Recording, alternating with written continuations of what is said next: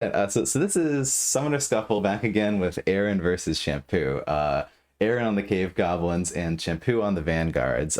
This is maybe a little bit of a grudge match as they were up as these two factions in the deck building tournament recently. Of course, they were different there because they were deck built, but the deck building sort of just like builds upon the strategies that the two factions have. So we could see something a similar sort of game today, though maybe a little bit less crazy. We are going to start by just talking about the factions and their general strategies, and then we'll chat about how we think this matchup's going to go. So if we look over here, let's start with Vanguards. Love Vanguards. So easier for me to talk about. I guess I feel like both of these are, like it's been mentioned, fairly straightforward, like as to what your game plan is. So Sarah, your might lies in the Citadel's might, just being able to, every time you attack with Sarah, reclaim a Citadel unit from your discard pile. That's just a massive economic ability. So if you get to the end game and you manage to keep Sarah at full health and you manage to protect her with Citadel Knights so she's not being attacked very much, you can just have this insane economic game. You have Colleen, who, if you're able to get her out, she costs 6 magic, so it's pretty tough. So I'll say you get a better view of the deck in the shop screen. That's true. Thank you. Okay, I'm gonna save this as a deck. There we go. Thank you so much. None of the other cards. Yeah, so you could have a bunch of Citadel units on the board. I feel like you sort of your ideal game plan with Sarah is just you have a ton of magic, you've discarded a ton of cards, you have a ton of Citadel units on the board. You drop Colleen, so all your Citadel units are protected. They're really hard to kill.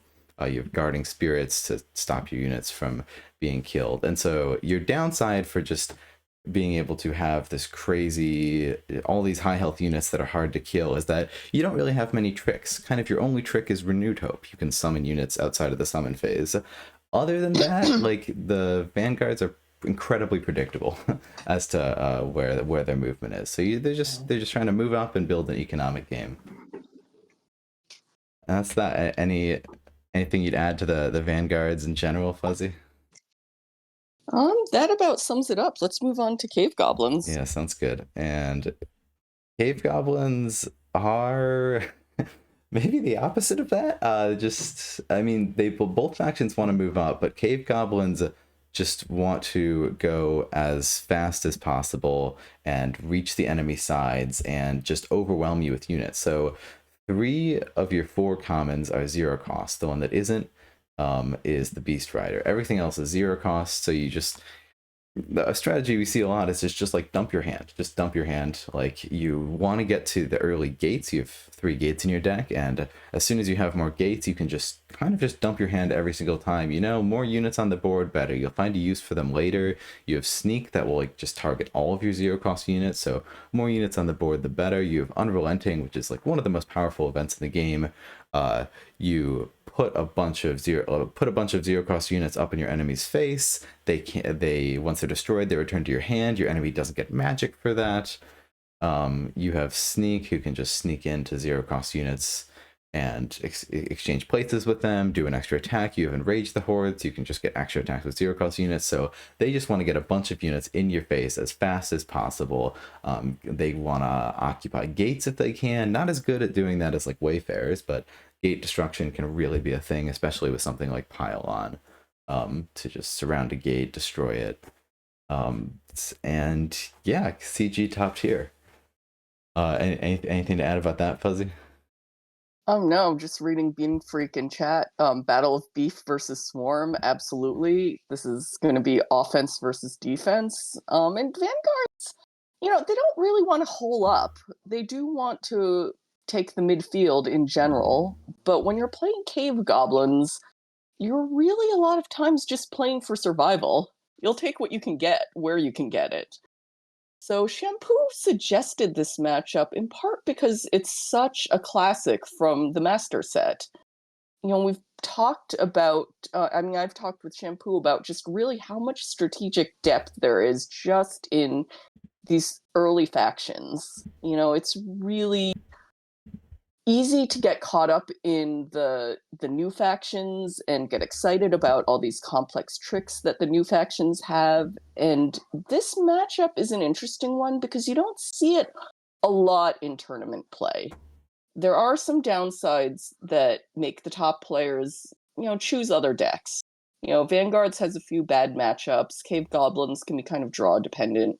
But I think this is a perfect venue where it's competitive, but the stakes are low, where we can just show off these decks and show off these players. And if someone gets a bad hand or player 2 gets their starting units wiped, we can laugh about it afterwards if it's really bad, but it's not that likely to be really bad. We're much more likely to see, good players pull through and give us a good match. So, okay, Being Freak is saying one of Vanguard's best matchups, even when Sarah had 2 attack.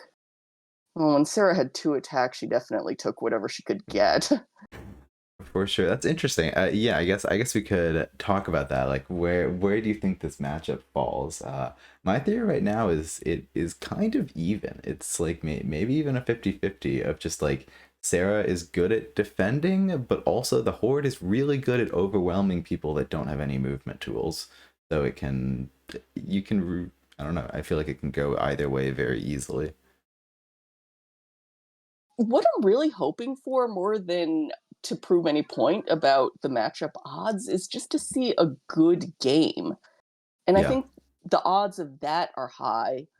We could see something like the deck building tournament where it's just silly. But I think the odds are high that you really see these factions showcase what they want to do.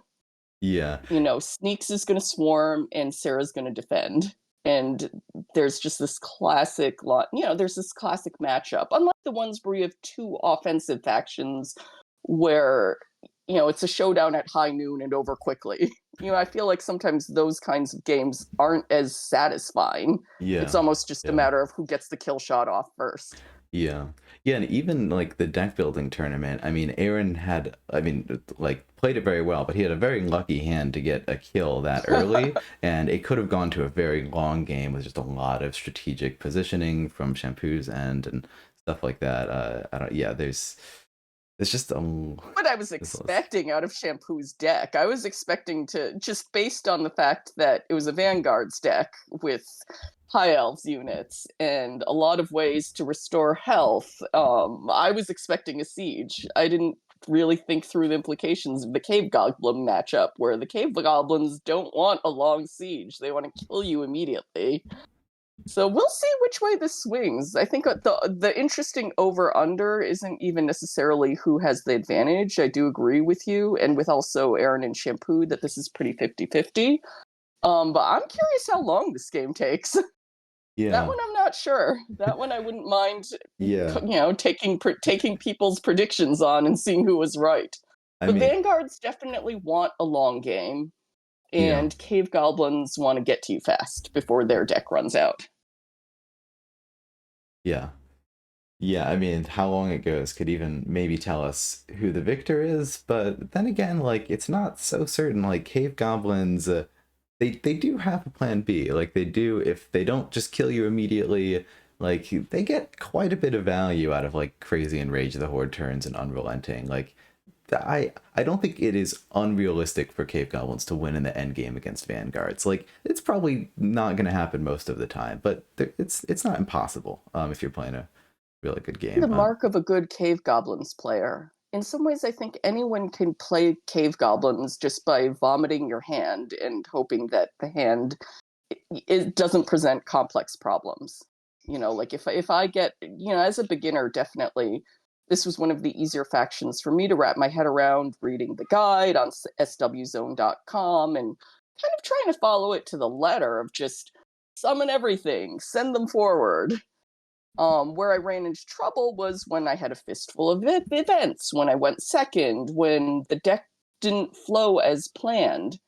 Yeah. And I think the challenge of playing Cave Goblins well, which a lot of players in the community do live up to, is managing when the card flow isn't perfect. So let's see who goes Yep. first. This is going to be key. We haven't even... Oh, this is going to be good. I Have you was seen that? rooting for Cave Goblins to go first because this will be the much more interesting game. And I think Shampoo was the one who proposed this matchup, and he kind of enjoys the excitement of this kind of siege. Yeah, So yeah. So I mean, like, as much as we're talking about player skill and everything we just said, it's important to point out right off the gate that there's like something very polarizing about the starting setups of this matchup is that neither player's forward gate is occupied. So whoever goes first pretty much just gets to occupy that, and that's a pretty big swing. It's not that's not like, oh, I win the game because I did this, but it definitely helps. Like that's one of the weirder starting setups. I think Cave Goblins can definitely benefit from it a little bit more than Vanguards. Vanguards needs a couple more pieces to really Yeah. want to own that gate and maintain position. But this is exactly the game we want to see as commentators, I think. To Yeah. really just see the swarm at its worst and see if Vanguards can hold off the swarm. So we have a question in chat. How do cave goblins win this matchup usually? How do you think you'd answer that? What's the usual game plan to win this matchup? Well, let's watch the game actually. Let's actually focus Yeah, here. yeah. I haven't for this we're going to see We'll, this, we'll, but we'll we'll answer the I want to question in pay just a attention second. to. Yeah, yeah, for sure. Yeah, let's answer the question during some dead time. For sure.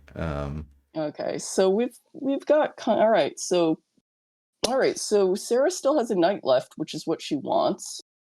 Um Let's see. We're seeing, Sneeks is not that far Sneeks isn't insanely far forward. yeah, really the only thing And he's doing there is protecting that slinger from just being killed immediately, and maybe being able to place a gate next turn if they get it. yep, and Shampoo loves those Citadel Knights. I think among Vanguard players, he's the one that maybe uses archers the least. His only ranged unit is very likely to be Sarah. And what he Really, that's loves to interesting. do. Yeah, we've talked about this because we both brought Vanguards to a tournament, I think 2 tournaments ago, and I discovered that my Vanguards were pretty good against the mid-level players I was facing on the app at the time before ranked play, and I was getting slaughtered in tournament play. Yeah. And Shampoo definitely had more lasting power, but had an Yes. awful initial draw against Orange Lazarus. Sorry, I just But got we it. did talk strats, and Yeah. his strats were correct. I was overusing archers. I got to chat for a second about this gate. I love to see the gate. I'm a big fan of putting a gate back here. What's that? B1. And I feel like I never see anyone else do this gate. I'm so happy to see it. That's another Shampoo hallmark when he's playing a defensive game. It's Probably more than any other player that will commentate on again. I've probably talked these strats with Shampoo, just when practicing for league games. So he loves that back gate when he knows he's going to be on the back foot, and he loves those Citadel Knights. Yeah, and this placing gates back here is just very good against cave goblins in general, because if you put a gate like up in your third row or something, well, they can pretty easily get a climber in front of it, and then all of a sudden that climber is threatening to walk behind you because they can go through structures. So you don't want to let the cave goblins use their structures against you, use your structures against you. You want to keep them far back and unoccupied. So Aaron's going to take. Well, he's not getting advantage of his multiple attacks yet. If this is going to be his setup, he definitely wants that 4 attack Beast Rider to take down that knight. That's definitely, those knights are definitely his most valuable target. But this is going to be okay. So all right, 4 attacks per turn. What was I thinking? So he wants to take advantage of that. What Bing Freak was saying earlier, how do cave goblins win? They want to win by getting a ton of attacks. They want to be getting 4 or 5 attacks a turn. They want to be playing Unrelenting, like we just saw. They want to be playing good and Rage the Horde turns, because that's really what they've got. Yeah, yeah. If Vanguard manages through positioning, through gates, to keep them to 3 attacks per turn, then Vanguards is going to steamroll them. Vanguards 3 attacks are always going to be better than Cave Goblins 3 attacks, but Cave Goblins can get 4 attacks, 5 attacks. Or Have 10 units that attacks. don't give 10 attacks, units that don't give magic. Cave Goblins can win by getting doing 1 damage per attack if they get 10 attacks off Yeah. on an unprotected Sarah. Yeah, no, I think it's a great point because it's not like the Cave Goblins is like they need to get an assassination victory or something. Like it's actually probably pretty hard to like penetrate through the Vanguard's defenses. The only way to do that is to kind of obliterate the defenses first. Like you just need so many attacks just destroying their units, and so you just end up overwhelming the Vanguard's player. Yeah, and let's talk Cave Goblins attack gate. That was talked Yes. about in chat. Definitely Sneeks loves his early gates. But the game again, when you look past sort of the Cave Goblins 101 of just swarm, Sneeks places gates, everything goes perfectly. You have to learn to play around that. You do learn to play around late gate draw. It's bad but not insurmountable, and you do slow down a little bit. Ben, what do you have to say about that? Yeah, I mean, I think that's why Sneeks has tools like Unrelenting in his deck, and the Eater, even though the Eater's kind of bad. Not really the Eater, but like champions for bigger magic, like you can play Blarf to like build up magic, and so it's like, well, if you're not going to get quite as much pressure as you would like out of the gate if you don't have that early gate, but you're going to you can still play it slow. You still have Unrelenting to send units back to your hands, and like just economic tools to keep you in the game until you finally get that gate, get the pressure rolling. So it's not you're not a one trick pony, I suppose. The hallmark of Summoner Wars, really for all factions, even in an offensive faction like Cave Goblins, really is this push-pull between... It's the tempo push-pull. Like, the tempo econ push-pull. Like, am I going to push fast and lose economic power? Am I going to go slow and build economic power? Can I do both? Can I do neither?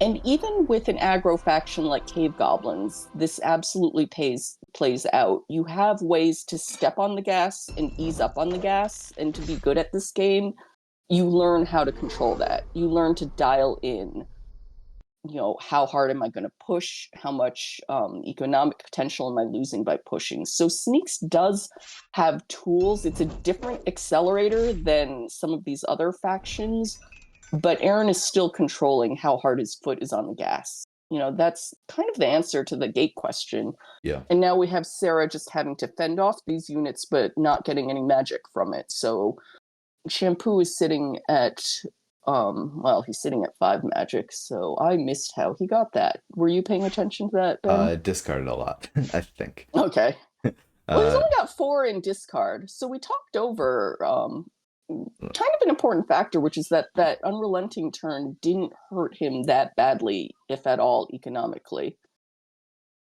He's 1 magic shy of Colleen, or he can summon 2 knights. But again, the big limitation is that Sarah is his main ranged unit, his only ranged unit. But now you can see this is what he's trying to set up. That Slinger can attack Sarah, has to go for the knight. Sarah can attack, presumably. Let's see what the Sly situation is. But Sarah just wants to keep attacking and getting cards back. Yeah. Yeah, I feel like magic is a good thing to talk about with Sarah. I feel like once I became comfortable discarding a lot of my cards as Sarah, I feel like I started playing a lot better. Like Sarah just does best when you have like 8 magic in hand and you're able to drop a unit and also Colleen or something. And you're like, oh no, I'm going to run out of my deck. But you have your ability to deal with that. You're a lot more fine than most factions for just discarding super heavy. What a miss. That is not what we're looking for.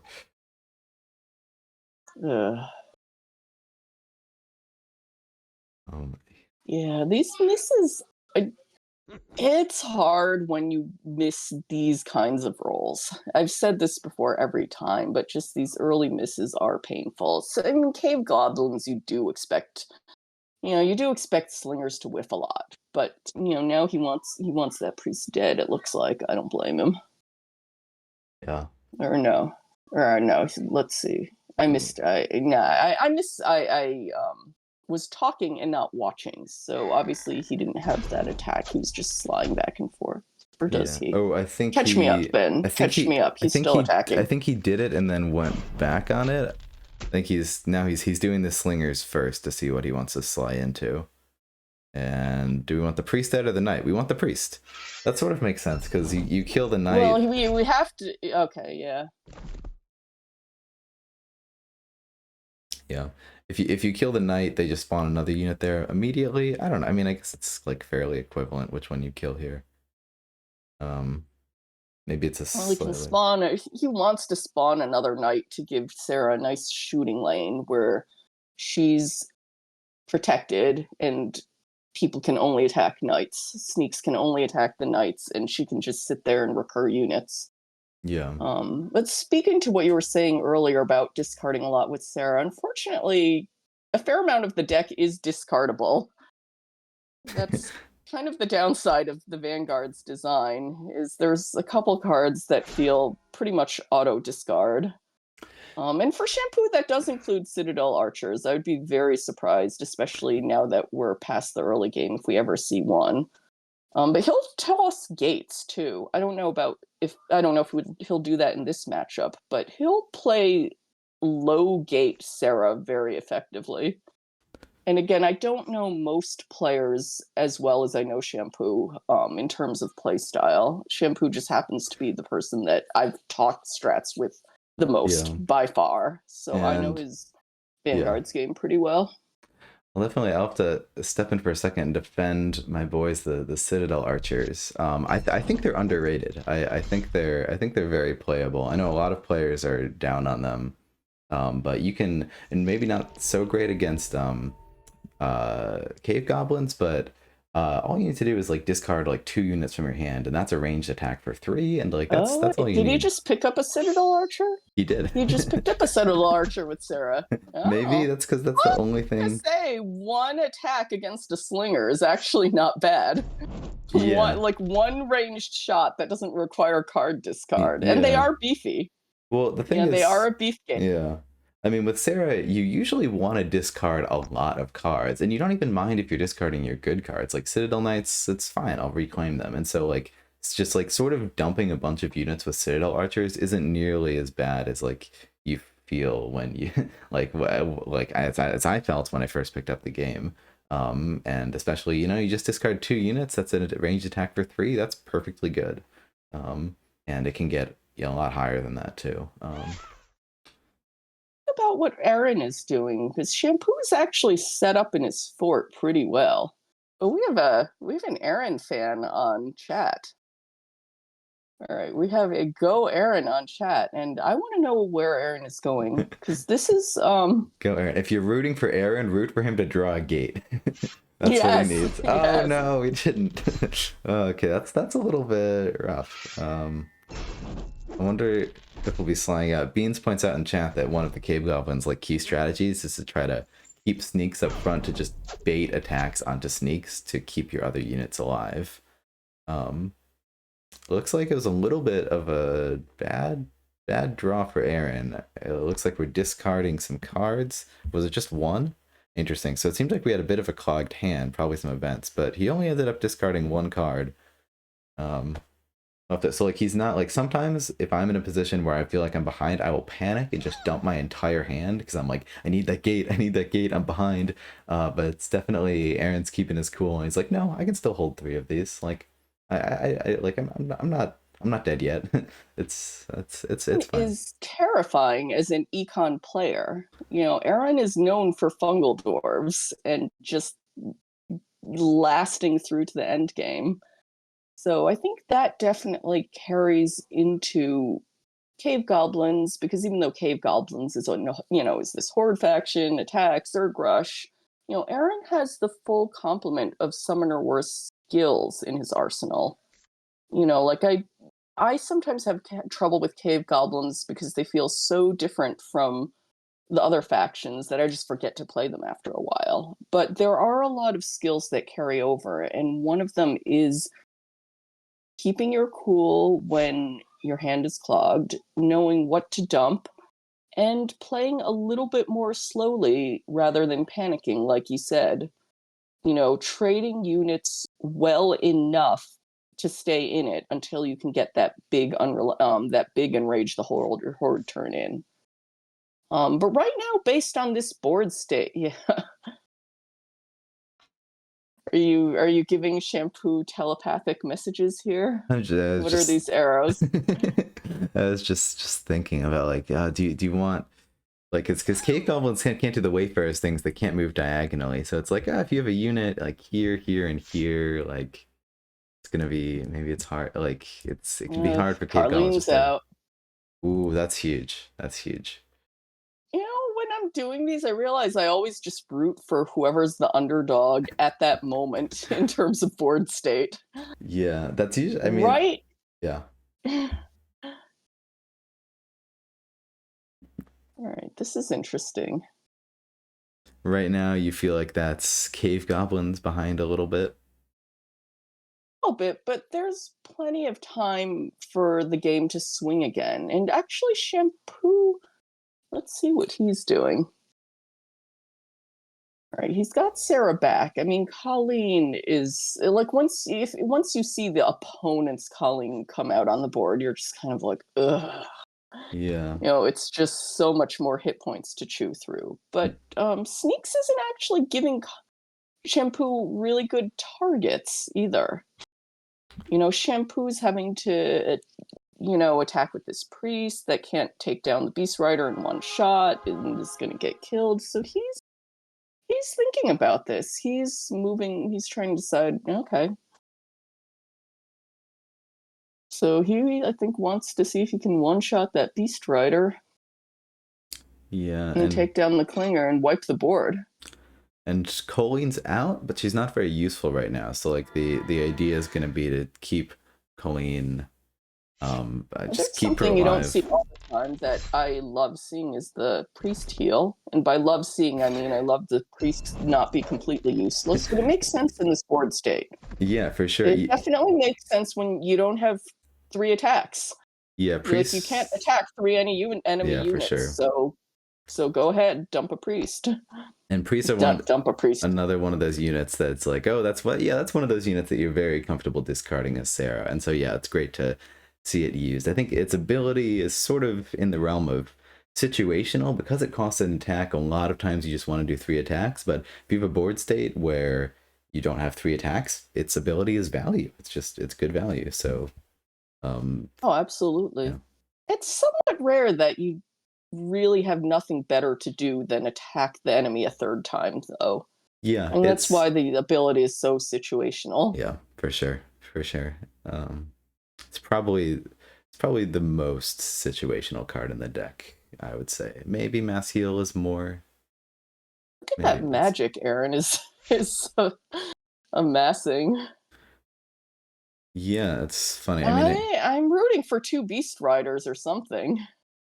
Already in the move phase. This is so funny because like if I'm only dropping 1 unit a turn as Cave Goblins, I am so scared. I literally would have dumped the entire hand last turn. And I'm so glad we are watching Aaron pilot this to just like teach me how to keep my cool when I feel like I'm behind. Oh my goodness, I could not agree more. Like he's just like, no, I just need some time. He's taking advantage of the Vanguard lack of range. For sure. Like, how are they going to counterattack now? I mean... Only 1 attack on Sneeks maximum. There's no way to get more than that. Could be 4 dice, but it's only 4. And Sneeks can slide back to safety. I think this is probably... I mean, if Aaron was sitting with Beast Riders or something in his hand, then I applaud this keep-away play. Again, held 3 cards. A lot of times you just... Yeah. No, I was saying a lot of times you do panic and just send up whatever you got. And this is surprisingly annoying because Shampoo can't quite reach the units he wants to attack. Yeah, he's definitely got to stop and just slowly advance because Shampoo doesn't want to overextend either. Yeah, and I feel like this in general, like the idea of like I'm behind, and if I play a unit, it's just going into my opponent's meat grinder. So I got to step back and like do something other than just summon a unit and send it in. Like that, those are the tough plays in Summoner Wars. Those are the plays that really make you think and like yeah. Good stuff. Oh, I like the setup. Yeah, we finally we got the little pyramid going on here around Colleen. It's like cool Yes, duck, but the better. Colleen. Yeah. Hargrada says saving up for the big mole. I mean, that is 6 actually. I wonder if Aaron is thinking, is this what he's doing? Is he like, this is a great eater matchup? It sure could be, because like Vanguards are, the eater's big downside is if your opponent just runs away and makes it really hard to get eater's attacks. Vanguards are not going to do that. So eater might, if the eater comes down next turn, that's going to be 9 health worth of eater that has to be chewed through. And again, Vanguards has to attack melee.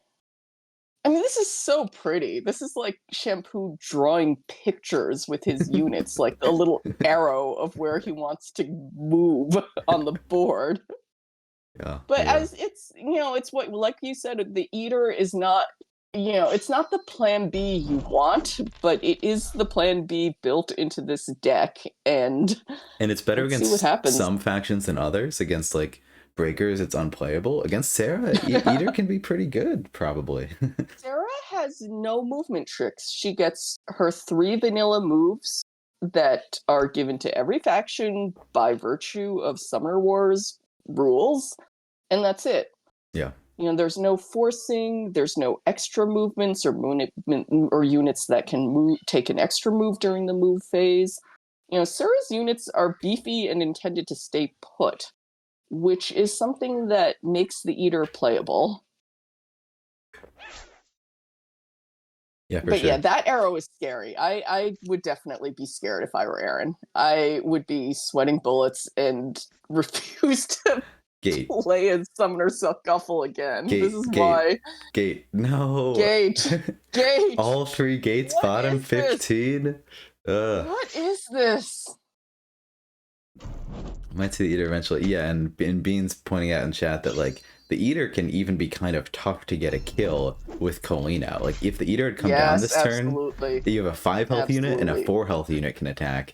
And Colleen is very good chance of reducing your dice down to 4. So like in a 4-on-4 melee, that hits less than half the time. So it's tough.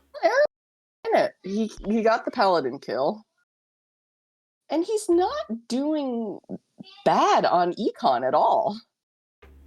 No, Sarah, when you're card counting, I find it hard to judge econ with Vanguards because you know that Sarah's going to get more units back.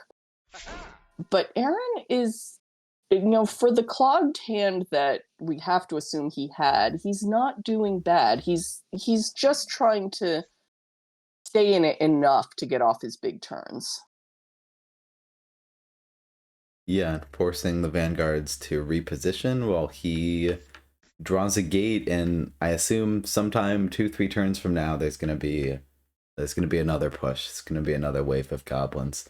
Like it's a big question. Like if your hand is like clogged with like 2 enrage the hordes, it's such a powerful part of your strategy. Do you discard them? Do you like I mean I've said this like 3 times now, but I'd be like, yeah, I can't play this, I'm discarding it. But I bet one of those cards he's holding is an Enrage the Horde. I'm curious to see what he's going to do with that. Just how he's going to execute this phase 2 of the goblins come back. Stealing 1 of 4 spawn spots is tough. It really is. But it's out of Colleen range, so there's a give or take there. And Shampoo's thinking. Yeah. I don't really like watching the opponents shuffling around and taking back their moves when I'm playing. Like, I will just put my phone down and do something else because I find that sort of boring, sort of stressful, and not fun. Yeah. But if they are doing that, then at least I know I'm forcing them to overthink a little bit. Yeah. I enjoy it in live games. Like I just enjoy the fun of like staring your opponent down and they're thinking through their turn, they're sweating, you're sweating. Just be fun. And Colleen's moving up, but she's protected by And the what do you knight. do? Yeah. Do you just keep track of it in your head? All these, move it around, take it back type things. When it's in person. When you're playing Summoner Wars in person. Yeah, it's harder when it's like at the Gen Con tournament and like you don't really want to take stuff back because that's like kind of bad form, even though they'll probably let you. And so you gotta actually say, like, a lot of times when I'm playing with a friend, it'll be like, all right, I see the play in my head, I'm gonna do it, and then it's like, oh, my summoner's exposed and it's gonna die next turn. I'm gonna take that back. And we just sort of play with the same like app rules of take back anything before it dies.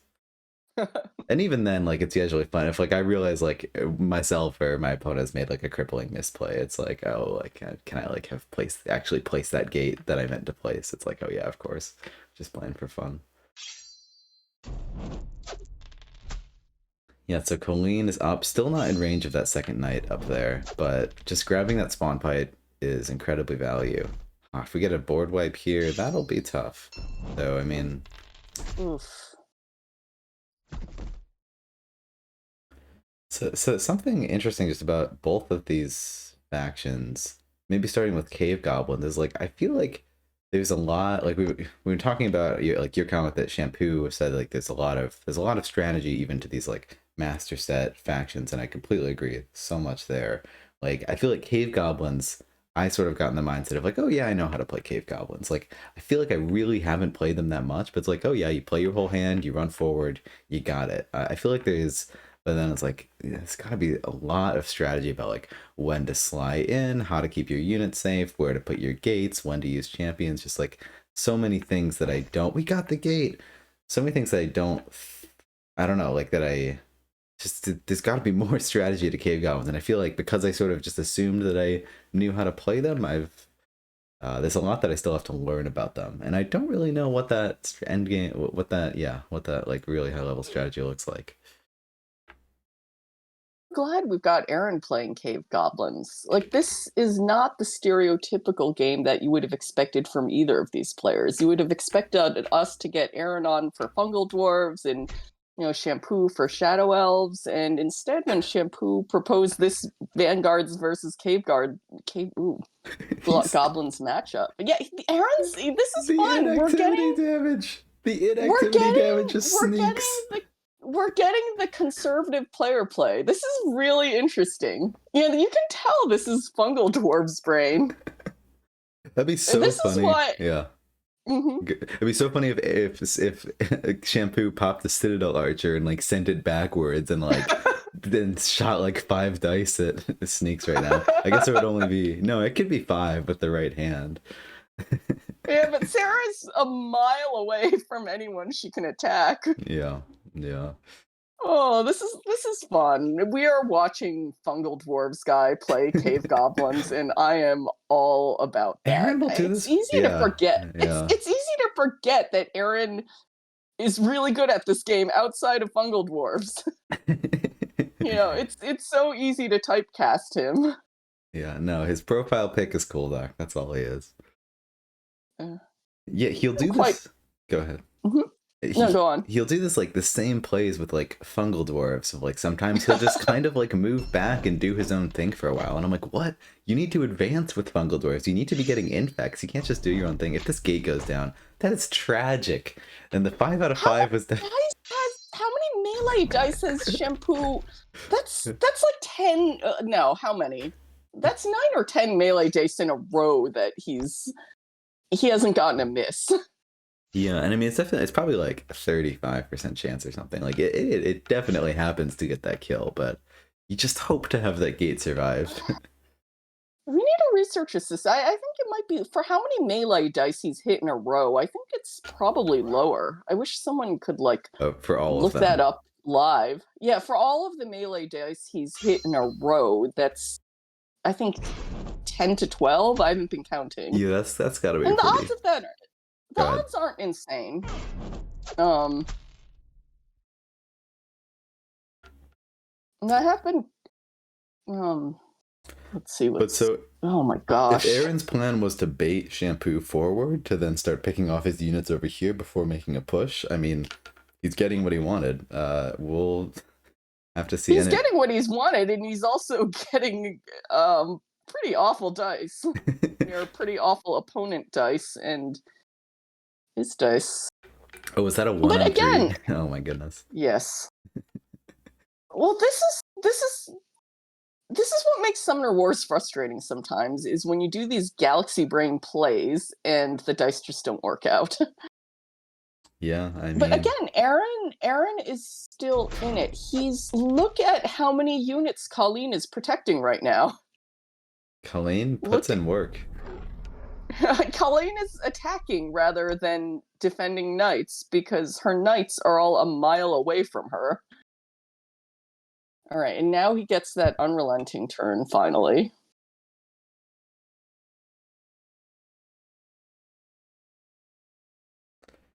Yeah, and I mean, like, the setup is not bad here. Like, Sneeks is up against 2, maybe 3 dice, but Shampoo would have to sacrifice that forward gate spot to even get that.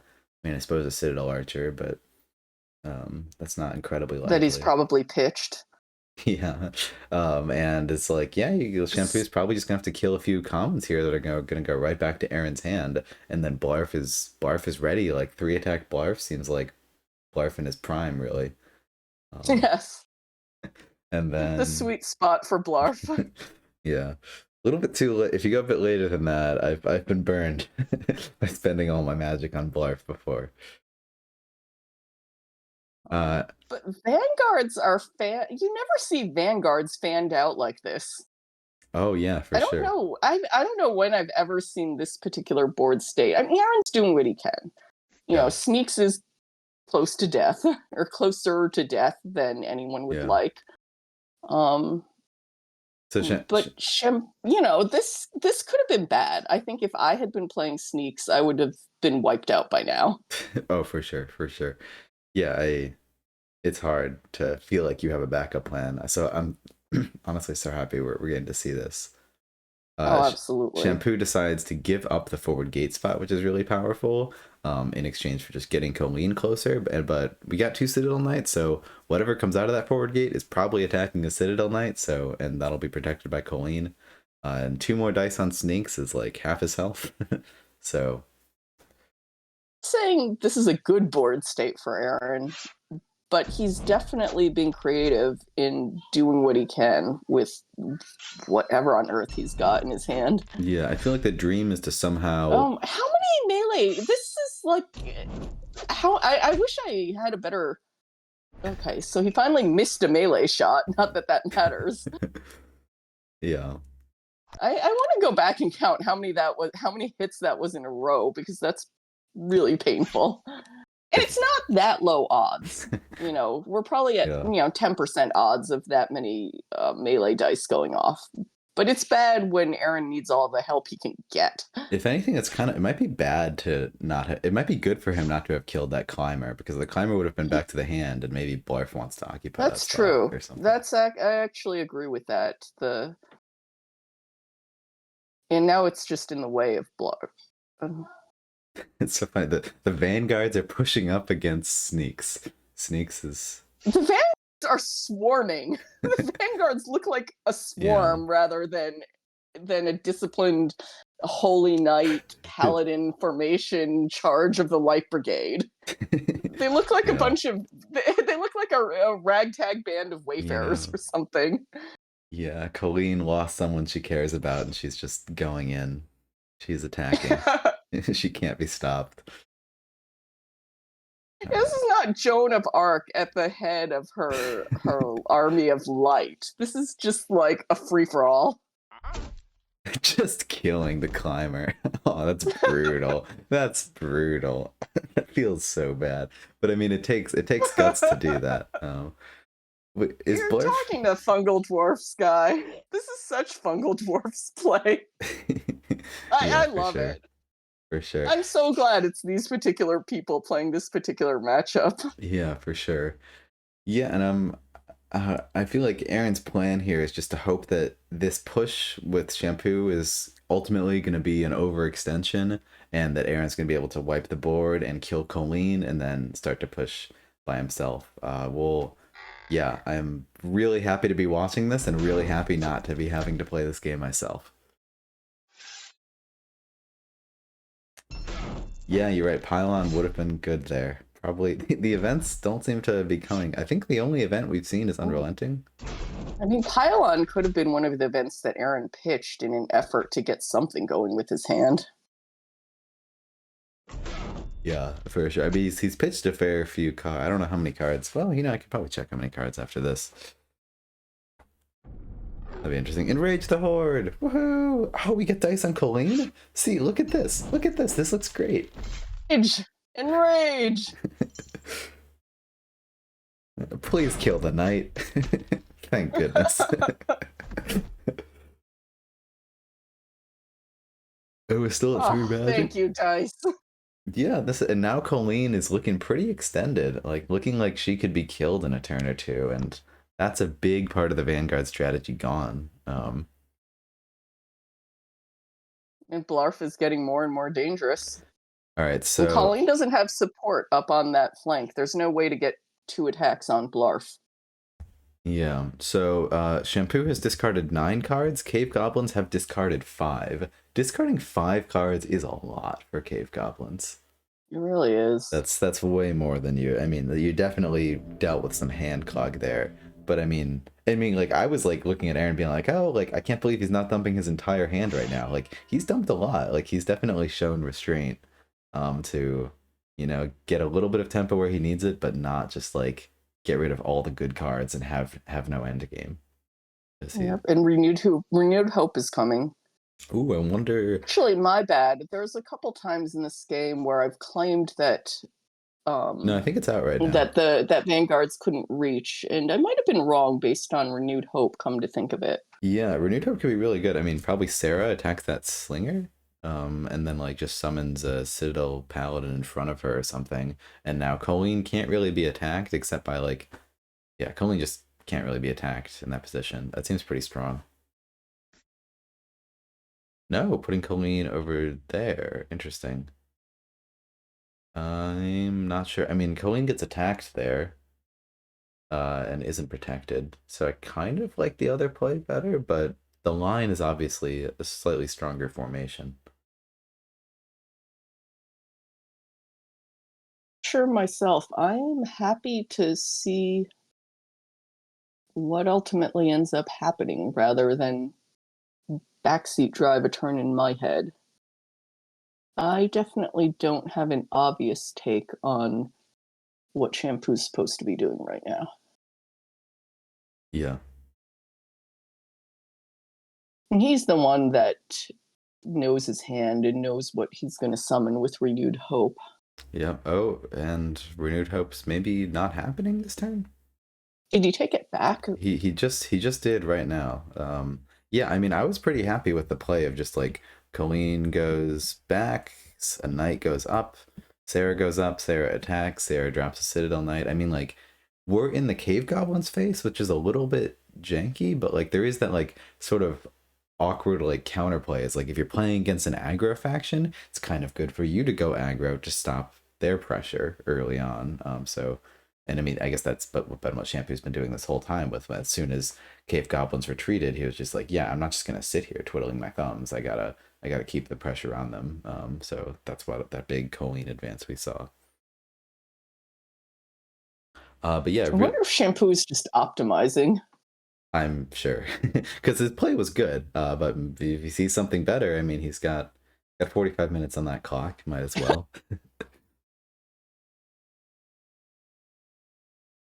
Well, he's the one that's been advocating for these 45-minute matches.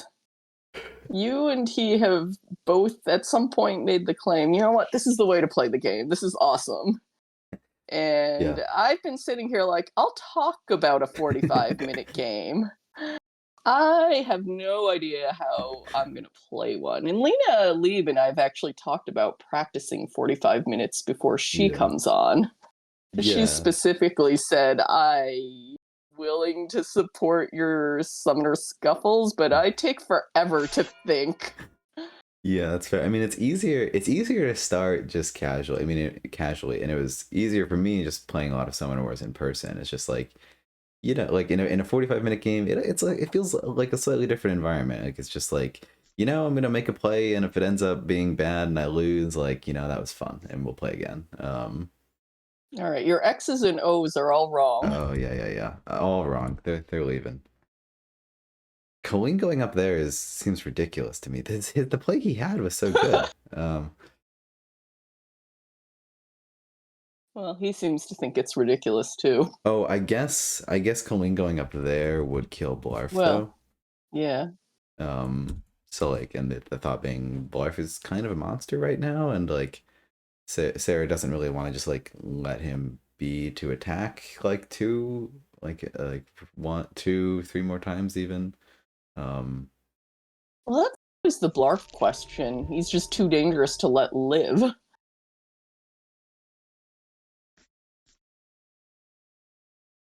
I think he's trying to figure out how he can have his cake and eat it too. yeah, like I think he wants smooth phase Blarf summon. dead without exposing Colleen, and he also wants Sarah to be able to take a chip shot at the slinger. Yeah, I don't think that'll happen. Maybe not. Well, what I definitely said won't happen because I don't think. Whoa. Well, this is different. I like this.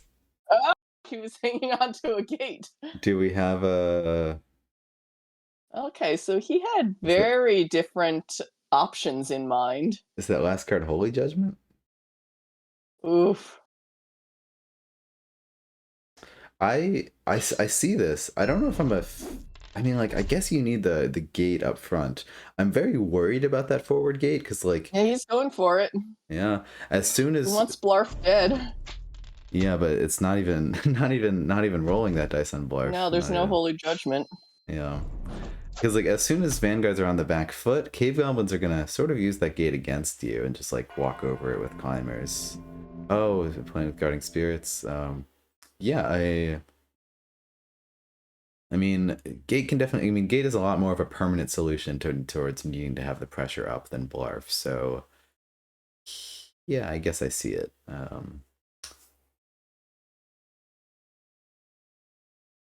And Guarding Spirits is like one of the strongest defensive events in the game. As long as so sort of the trick with that is always like if you're in the Yeah. if you're in the far back and you play a defensive event like Blinding Flare or Guarding Spirits, your opponent can just be like, okay, like lol, I'm just not going to attack you. But if you're up like this and you're forcing the opponent to attack you, then that's just like really good value. Oh, absolutely. Oh, and Beans points out that Cave Goblins can only summon one thing this turn. That's tough.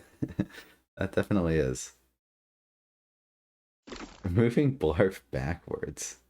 Mm. I feel like I looked away. I'm not. What do you think it's going through Aaron's mind right now? Survival. Yeah, I guess keeping Blarf alive because that 4 AV isn't really getting much value right now. Well, he needs to keep Blarf and Sneeks alive. Yeah, that's true. I mean, Sneeks is pretty good at getting multiple attacks on a single unit already. So maybe the climber goes to the paladin.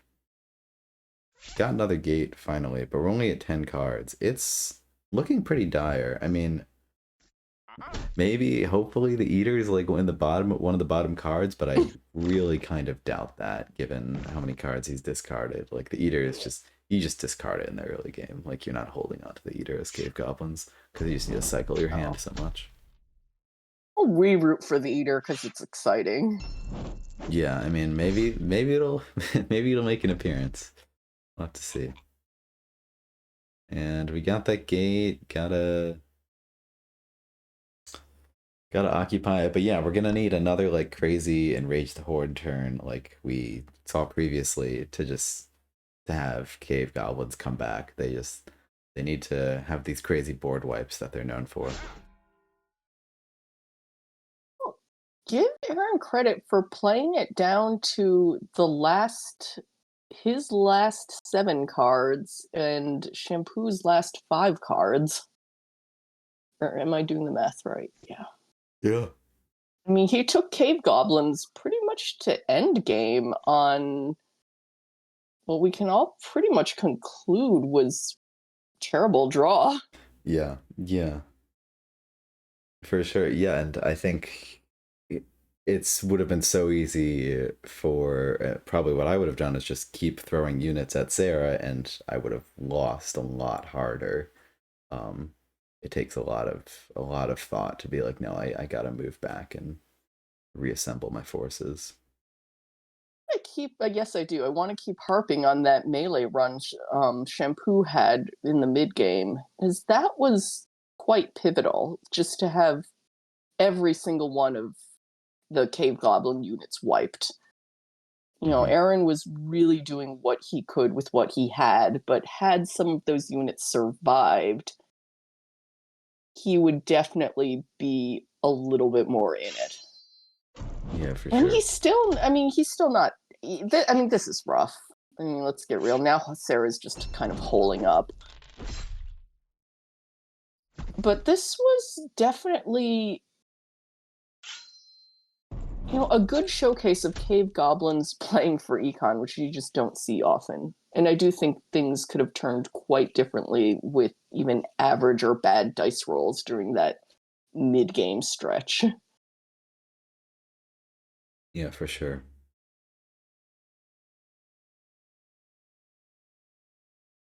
Or just a little bit different draw here or there could allow for very different plays. Oh, absolutely. I mean, unfortunately, draw luck is really one of the reasons why people don't take Cave Goblins to tournaments as much. I mean, they're Yeah. a fun faction, everyone likes them, but they do have some bad matchups and they are kind of draw dependent. I would say Yeah. not necessarily as draw dependent as it is for kind of the new player trying to follow the guide, but you definitely can get into situations like this where it feels hopeless. Yeah. And, but Yeah. again, I think what's great about our venue is you play a 45-minute game, you chew over it with friends afterwards, and it's done. There's no consequences of not moving on to the next tournament round, or just that kind of rage at feeling like you played an unwinnable game. And Yeah, we do get to, exactly. like, I will say this, we showcase really fun factions from the master set. Yeah. This game definitely has staying power, and it's not just about, oh, new faction, new faction, new faction. Right, like if there were no new factions, it was just the master set, like I think I'd still be playing. Like I Oh, think I that definitely would. those six have enough to just be an amazing game. You do not need more. And the fact that we get more is just like unbelievable. It's amazing. I mean, they Oh, have improved. Um, that's a pretty big miss. That's pretty rough. they really can't catch a break. Yeah, I'd also say something quickly about like, yeah, I think our venue. I mean, like our games were just games for fun. Like you come, you play, you win big. It's a close game, whatever it is. We're just here to like chat about it and have fun, and we'd love to have more people on. So if you're watching this and you're like, oh, I wanna, it'd be fun to come on. Just like send either of us a message. We want to have as many people on as possible. We're just here to play the game and have fun, really. Yeah. To what you were saying about master set versus newer Yeah. factions, I do think they've done a lot of great design things in the newer factions. I do think, Vanguards in particular, you can see some, I call it the first pancake design mistakes, where some of the cards you just never see played. Yeah. But it's still, I'll say this again, the master set is still so good. Yeah. Even with all the stuff they've learned from and improved on in the new factions. All right, let's watch this Enrage the Horde turn. Yeah, and gotta watch it. With the Enrage of the Horde, that just makes the miss with Blarf, like the 2-on-5 that we saw, or whatever it was, is just so brutal. Because Blarf could be killing this Paladin right now. Instead, it's gonna have to waste an attack to kill this Knight. The rules are just not in Aaron's favor right now.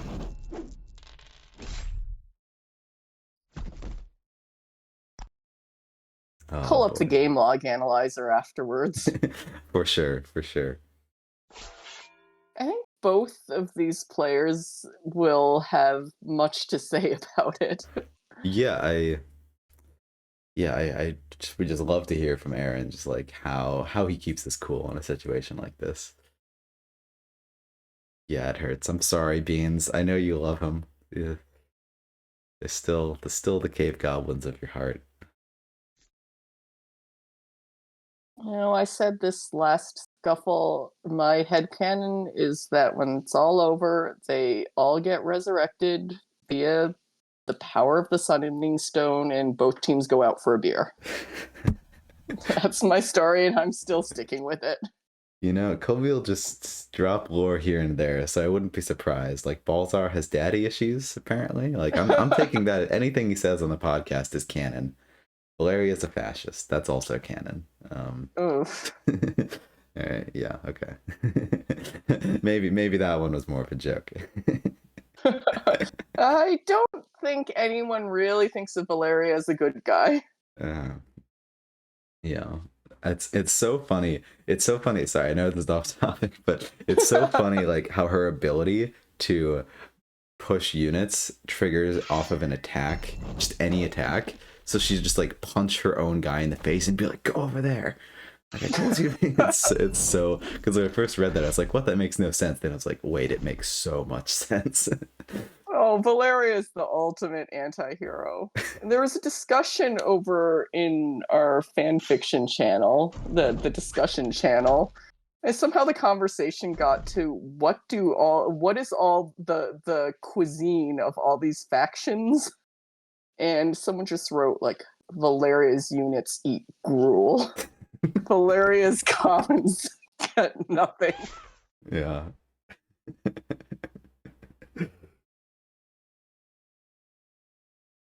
Talked about what cave goblins eat. Actually, neither of these factions figured into the cuisine discussion. Yeah, no, they should. I want more Summoner Wars lore. I really do. I mean, not everyone cares about what they wear and what they eat. I actually do. Yeah. It'd be interesting to just see at the end of this game. I mean, like we can estimate, but just like how many dice Colleen has stopped. At this point, I'm guessing it's like 10 or something. Yeah. Like Colleen has just been wild. Maybe I can even. It's probably a bit too hard to search on the fly, but it's a lot. All right, that knight's finally dead. The part, if somehow Sarah was at like 3 health right now, I would say this game is like close. Sarah at full health is pretty tough because as soon as if Aaron clears these units finally, you just have a full health Sarah to deal with, and that's, oh my goodness. Can Colleen? Oh my goodness, that is so bad. What is that roll? Colleen gets a 3 attack Beast Rider to 1 and then it misses. Oh, that's just brutal. Just brutal. You know, Vanguard's dying on goblin meat, apparently. I kind of like that. But like curated very well. Goblin meat. Well, these Vanguards, like what I was saying about them not being this, you know, disciplined formation, these Vanguards have kind of gone off the rails.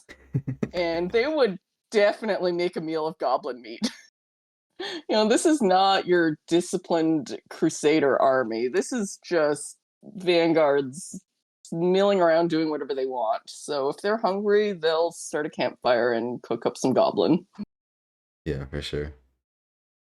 Oh, I'm pissed for Aaron's sake here. Yeah, we all are.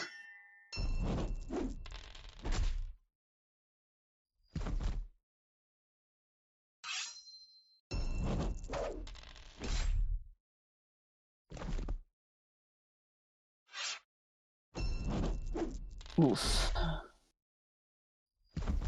I don't think Shampoo has he missed a 3 out of 3 when he needed it. um, he missed on that climber. Got it to 1 health, That's and then true. Aaron had to kill it himself. I'm sure there's been a few misses here.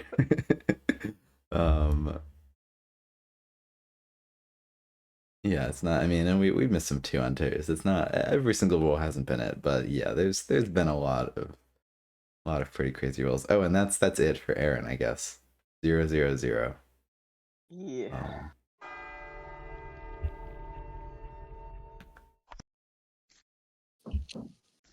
It's just gonna That's be just insult to injury. for sure. I mean, we knew it was coming at some point, but it's still insult to injury. And Shampoo still got 7 magic, but hey, I mean, like even the games of like Summoner Wars that you feel like are just like a slog and unwinnable, it's just like at the end of the day, it's like, you know, your opponent has 3 more units than you, and that at the end of the game, like Aaron takes this all the way to the end game, and Shampoo has 7 magic, 2 cards, and 1 more unit than him. So Well, Shampoo got his grudge match, that's for sure. yeah, Shampoo is the true winner of the deck build tournament. Heard it here.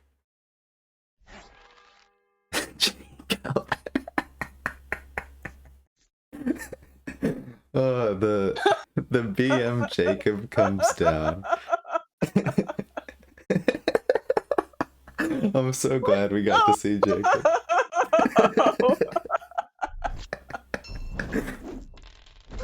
Oh, this is awesome. I can't do this justice. It's just beautiful. Come The on, fans Jacob. want 3 out Jacob. of 3. Performing mediocre as always. Nice work, Jacob. I can't even get the kill. Jacob OP. Jacob You heard it over here. Jacob, the kind of valuable player. Jacob 1-5 win. Come on. Oh, that's funny. Well, that's a great game. Yeah, and I mean, full health Sarah, so it'd be tough for any sort of comeback there. But it's just great to see Aaron show us how to play Cave Goblins from behind. Really happy to watch that. And I am. Me too. I'm gonna go ahead and start up a call with everyone.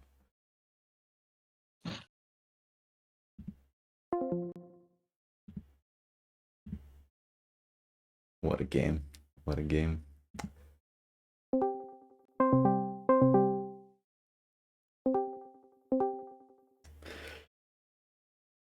Hello. Was quite the game there. It sure was. This is Aaron in with us here. We'll wait a second, see if Shampoo can jump in. Aaron, since you're here first, do you want to go ahead and introduce yourself? Like what got you into Summoner Wars, and what's one of your favorite things about it?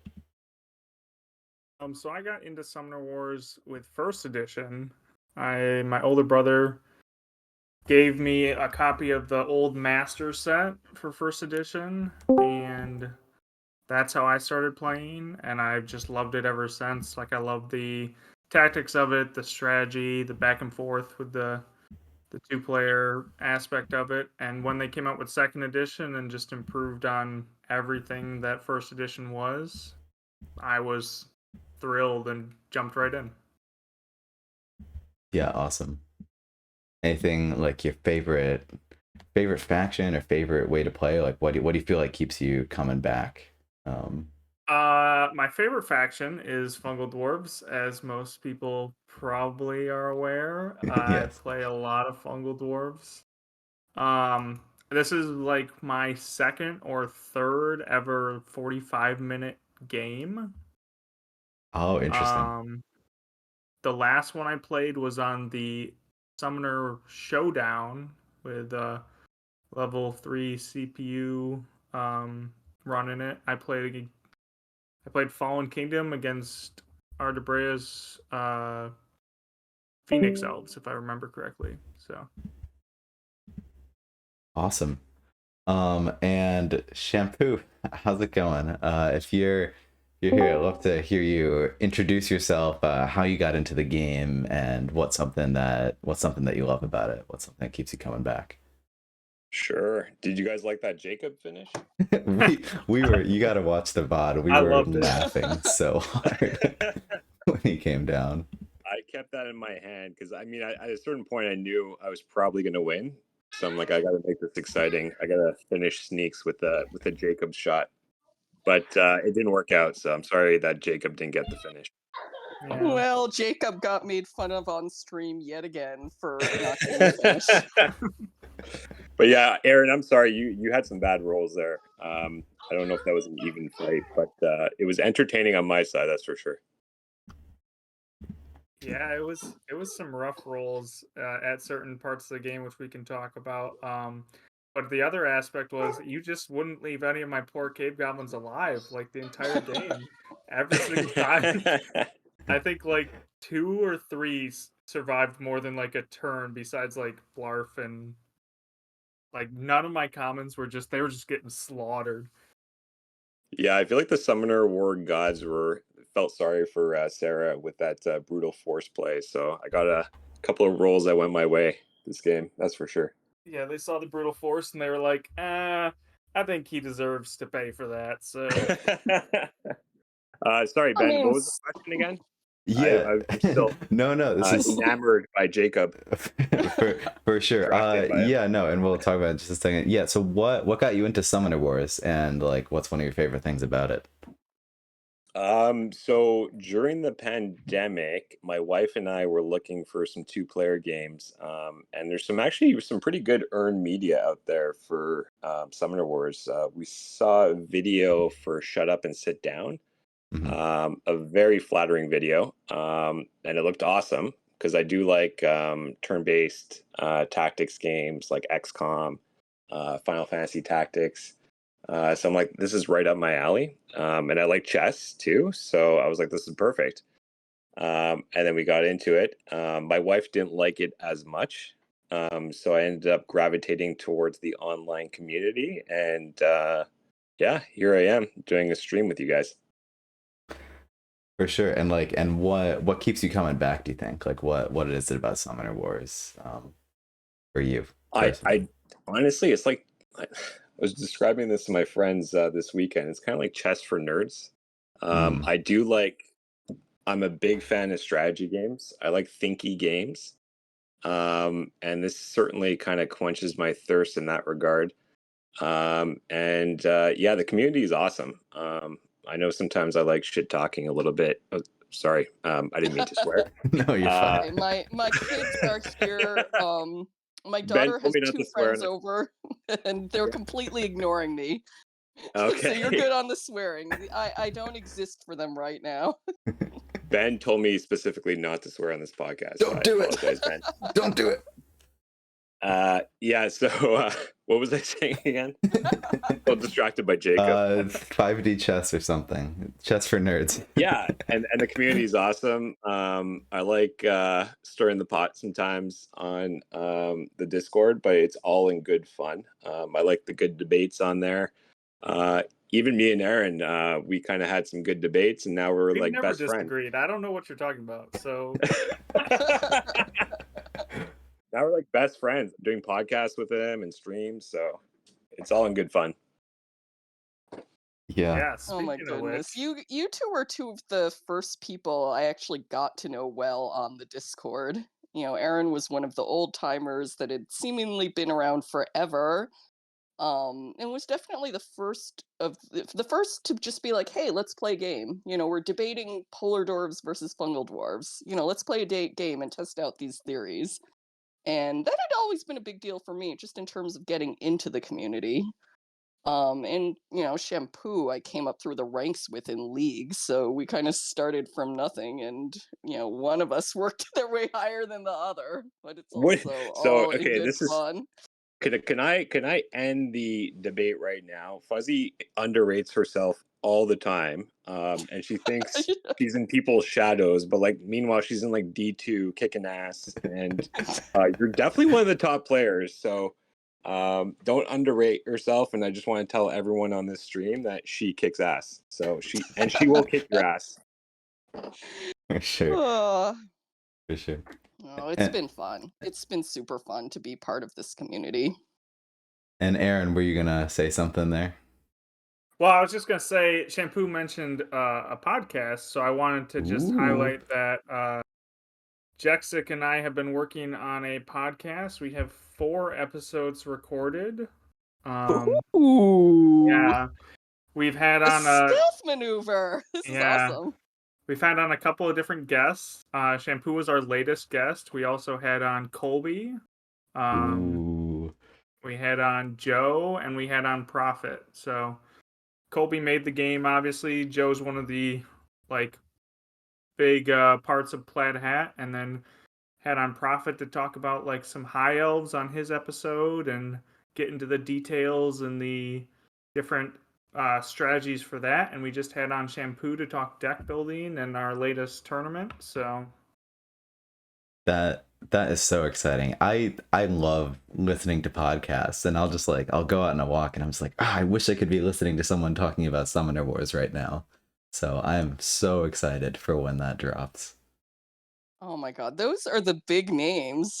Those Except are for me, though. Except for me. Like, I'm just humbled in that company, and then they have me on. I'm like, wait, you had Kobe and Joe?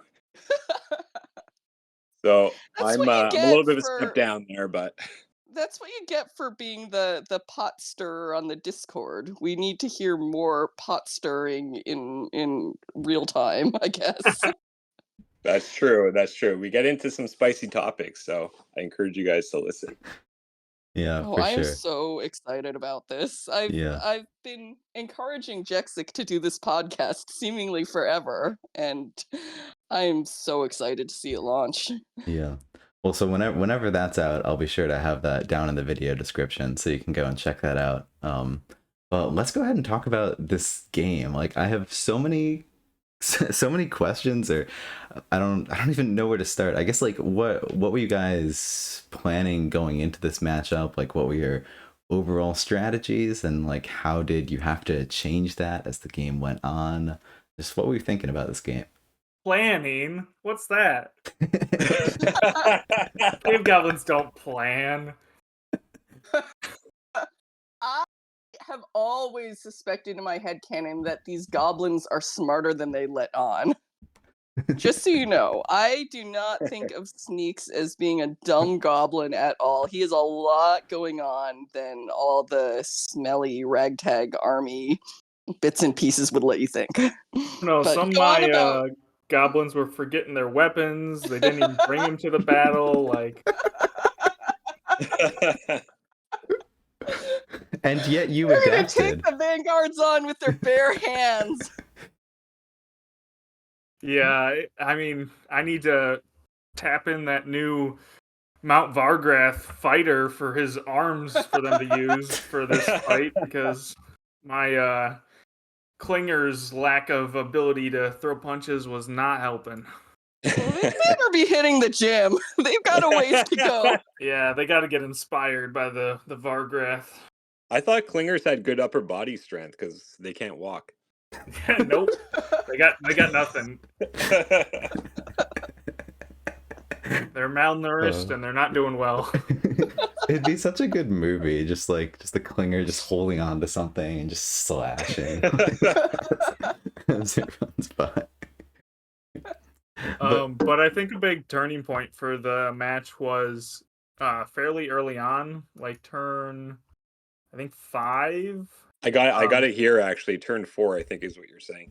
Yeah. So when My I pull turn? that, no, my turn. Oh, your turn. Okay. When I pull that Klinger up to try and take out your priest, and then I miss 0 for 2 on a 1 health priest, I think that was a big turning point, because it not only I didn't kill the priest right away, I had to move Sneeks in, but it also hurt my turn of killing that knight and really lessened the momentum that I had going.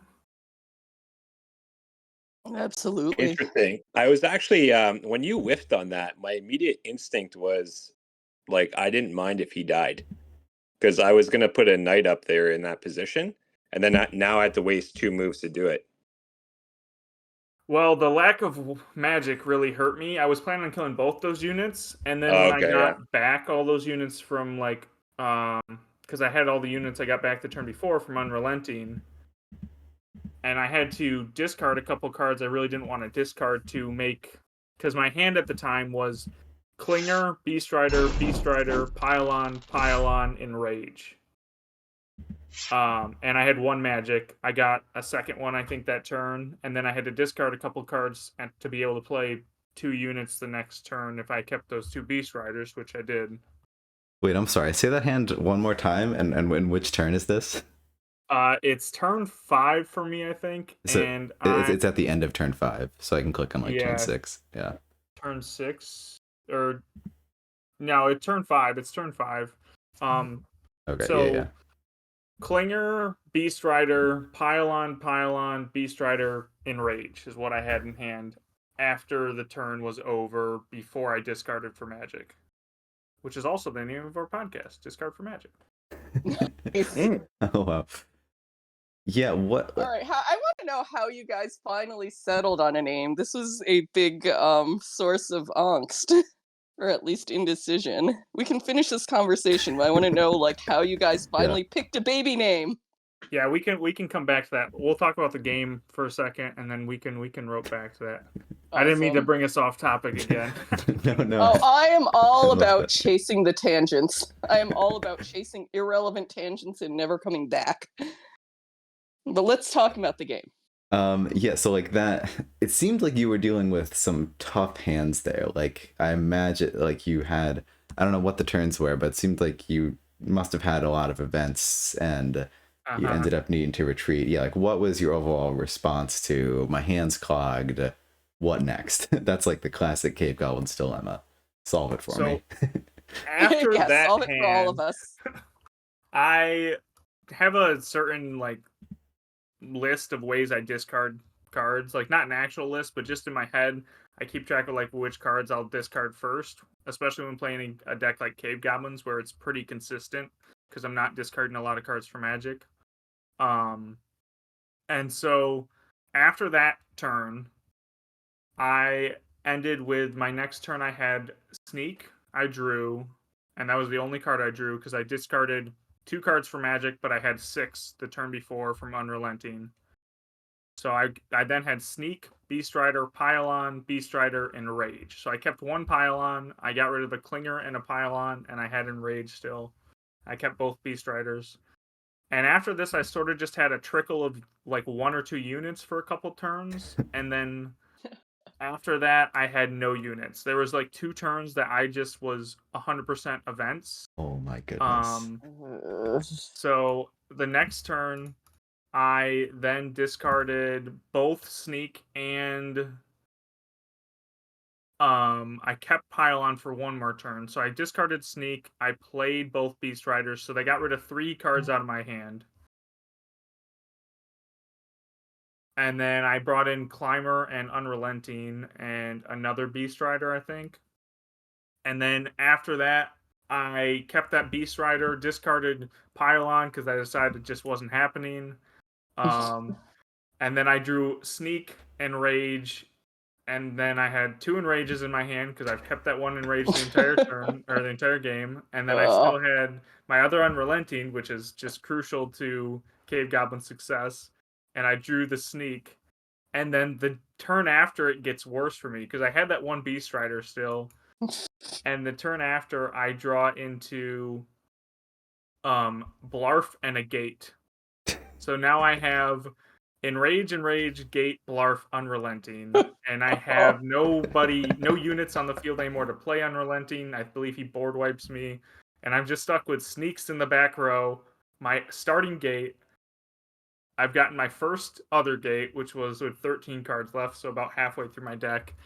So I got my first next Gate, and I had Blarf as my only unit, and I was like, all right, here we go. Just gonna keep these 2 Enrages and hope I have an opening, and that was my mindset. I was not expecting to have a good chance to win unless I got an opening for like a double enrage with Blarf. Yeah. That's We were rooting for you hard at that point, while yeah. also feeling the hopelessness. Yeah. Well, I'm interested about like just how well one how you like retreated here. Like I feel like a lot of like Fuzzy and I were talking a lot about it's like if I was in the situation I would keep just like plowing one unit down and it would get destroyed and I would lose a lot quicker. So like for you to maintain your cool and like try to retreat and like set up something new is just really interesting for me. And then also just trying to or whether or not you hold events or discard, like I feel like if I feel like I'm behind and I have like 3 events in my hand, I'm just gonna ditch them all because I'm behind. I need tempo and whatnot. And it seemed like you held your cool and were like, no, I need these events for later, so I'm gonna try to set up something new. Like, what is is that accurate, or what is Yeah. your thought process like with like how and when to push and discard and So if I can't use Sneak like turn 1 and I'm event clogged, I will just like the first turn I get it, I'll discard it. I don't value Sneak as much as some other people do. It can be very helpful when it is helpful, but yeah, I won't save it almost ever. Um, the ones I save the most is I will almost never discard Enrage or Unrelenting. And then Pylon's a bit in the middle, where like it can be so good in certain situations, but I don't like, especially if I'm getting event clogged, to save it for more than maybe a turn. But if you get a big Pylon turn that can shift the tide like crazy, like at the end on when I yeah. had that Enrage turn, Pylon would have been massive, but I just didn't. I couldn't have kept it that long. There was no way I would have survived keeping it in that my hand that long, especially with the next events that I drew. I think chat was talking about that. Like, gotta be a pylon, right? And nope. Yeah, I wish I had pylons still, but I had drawn both pylons in like my fourth or like my fifth or sixth turn, I think. I had both pylons in hand, and I discarded one immediately. And I kept one for one more turn and then discarded the next one. But it just didn't help that I had those events. But another thing was I was really hoping that gate I threw down would survive just one turn. I was hoping Shampoo would miss one of the 5 dice, like just one of the 5 dice, just and nope, it disappeared. And then I was like, huh. So I lost that one summoning spot on the side where I was expecting to have a little just cushion to just breathe. But I've learned a lot from like deck building with Cave Goblins that they can pace themselves more than people like believe. Like a lot of people are just like charge forward with everything and that's how you play Cave Goblins. Yeah. And it can work a lot, especially if you get the right cards. But if you take a second to step back, especially in deck building, like you can easily like reassess and charge forward in like a turn or two and just be so much more devastating than immediately putting out like cards that are going to instantly die. And it matters a bit more in deck building because there's certain cards in my deck building deck that I know I can't lose.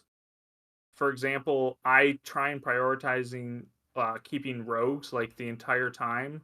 I only have 2 in my deck, but I try and keep them alive as long as possible because they're such valuable pieces for attacking the same unit a couple times or getting those like cheeky corners of getting in on like a summoner with like an axe and an enrage to finish somebody off.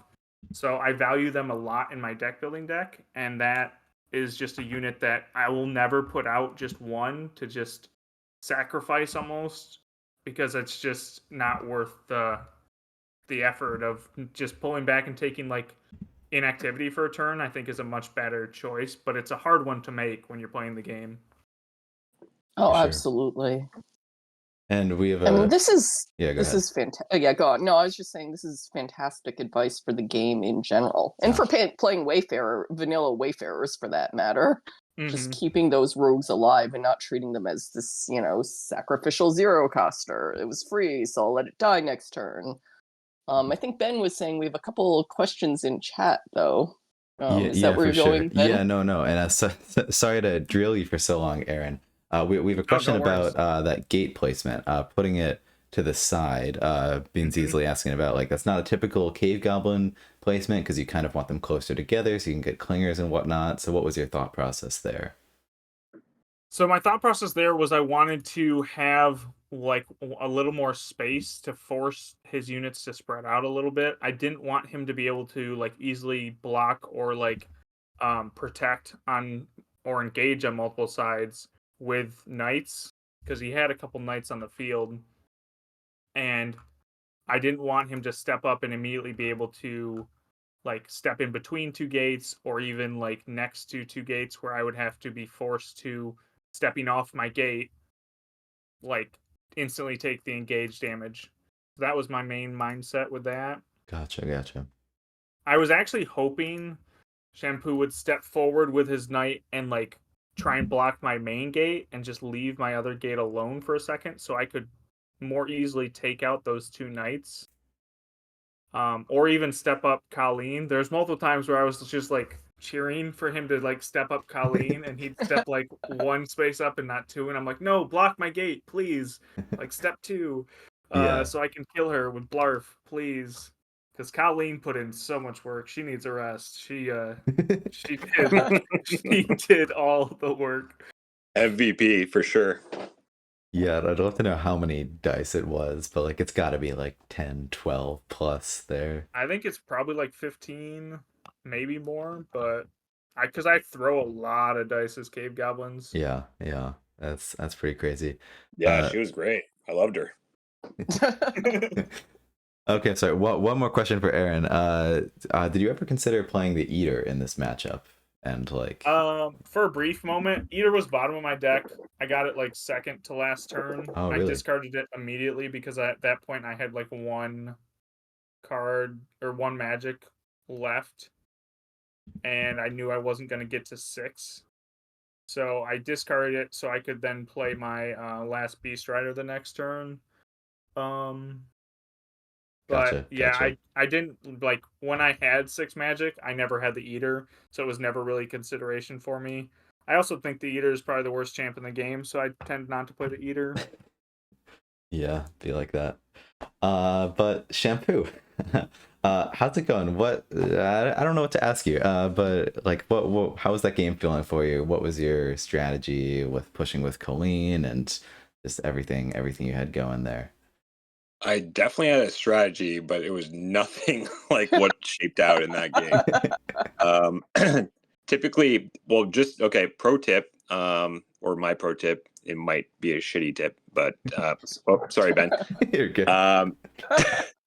So that gate placement, that 5 against Cave Goblins, I always do that. I think it's just the perfect sweet spot, especially with Vanguards, because it's just out of reach of the Beast Riders, and it can funnel in knights and create that lane so that Sarah can do Citadel's Might. Oh wow, you guys got arrows on this stream? Wow. Oh yeah. Okay. So yeah, it started off like pretty normal match. With Vanguards, especially against Cave Goblins, I like to die in front of my gate so that I can protect that summoning spot for the next round because there's no way for a Cave Goblin to occupy that gate spot. Sometimes I'll even play Renewed Hope just to get that gate spot. So just making sure like my units die just in front of my gates so that the Cave Goblins can't block my gates. So I think at one point I got that 10 front spot back, and I wasn't going to let that go. And turn 4, this is when I start creating kind of my deadly night lane where it can trigger Citadel's Might. If you go to turn 4. Yes. Oh, sorry, you're doing graphics. No. I'm Okay. not doing anything. All right. So start a turn 4. I'm at. Yeah, so this is kind of like my go-to where I start creating lanes with knights. And I was pretty, and I noticed he had 1 magic, so he couldn't draw a Beast Rider. And I was actually thinking a lot on this turn in terms of should I go for that Beast Rider because he played Unrelenting. I believe. Yeah, so if I whiffed on that Beast Rider, he probably could have hit me for 3. So that was a big turning point for me. I got my Citadel's Might there. And yeah, you can see here, I was trying to start setting up that night lane where I can easily trigger Sarah Citadel's Might. That's not the way the game went, though. And that's typically what I do with Vanguards. Just try to create like a safe lane just to trigger Citadel's Might as much as possible. Because there's definitely a direct correlation with how many times you trigger Citadel's Might and victory. But in this matchup, I don't think I needed too much just because I was rolling pretty well. And also because Colleen was pulling a lot of weight. So I ended up using mostly my Knights and Colleen for the rest of the matchup. And that's kind of what Aaron kind of gave me because he, to his point earlier, he wasn't really pushing forward or giving me much. And that's usually my tactic. It's more of a counter punch with Vanguards. And he forced me to move forward, which is like, okay, I guess this is where this game is going. Vanguards are pushing on and sieging against Cave Goblins. So yeah, there was a renewed hope turn later in the game where the brain was processing for a while there. Can't remember where it was. Probably turn 14 around then. Yeah, it looks like turn 18 is what we're looking at. Yeah, Looks so you about guys right are for the probably board you guys state. were probably bored at this point because I was like, No, taking a no. while just to Oh no, we process. were having a blast second guessing you. We were having a blast analyzing all the take Because we backs saw you and start to do something and we were like, oh, like, wait, why is he changing that? Is this better? How is this better? Yeah. also we didn't know about the gate in your hand, which made our analysis all the more hilarious. Yeah, so here's the thing. I hate triggering. Like I never trigger renewed hope without getting a Citadel's Might off. So that was my hesitation. I'm like, yeah. hell, I'm gonna do a renewed hope without triggering Citadel's Might. But see how I put units in front of that gate? So that would always be protected. Even if they kill a unit there, I would just replenish it with another unit. So that's why that gate in that position became what I ended up doing because I knew he was kind of taking a more defensive, passive approach, and I had to go in for the finish. Sneeks was needing a nap at that point, so he kind of had no choice. Yeah.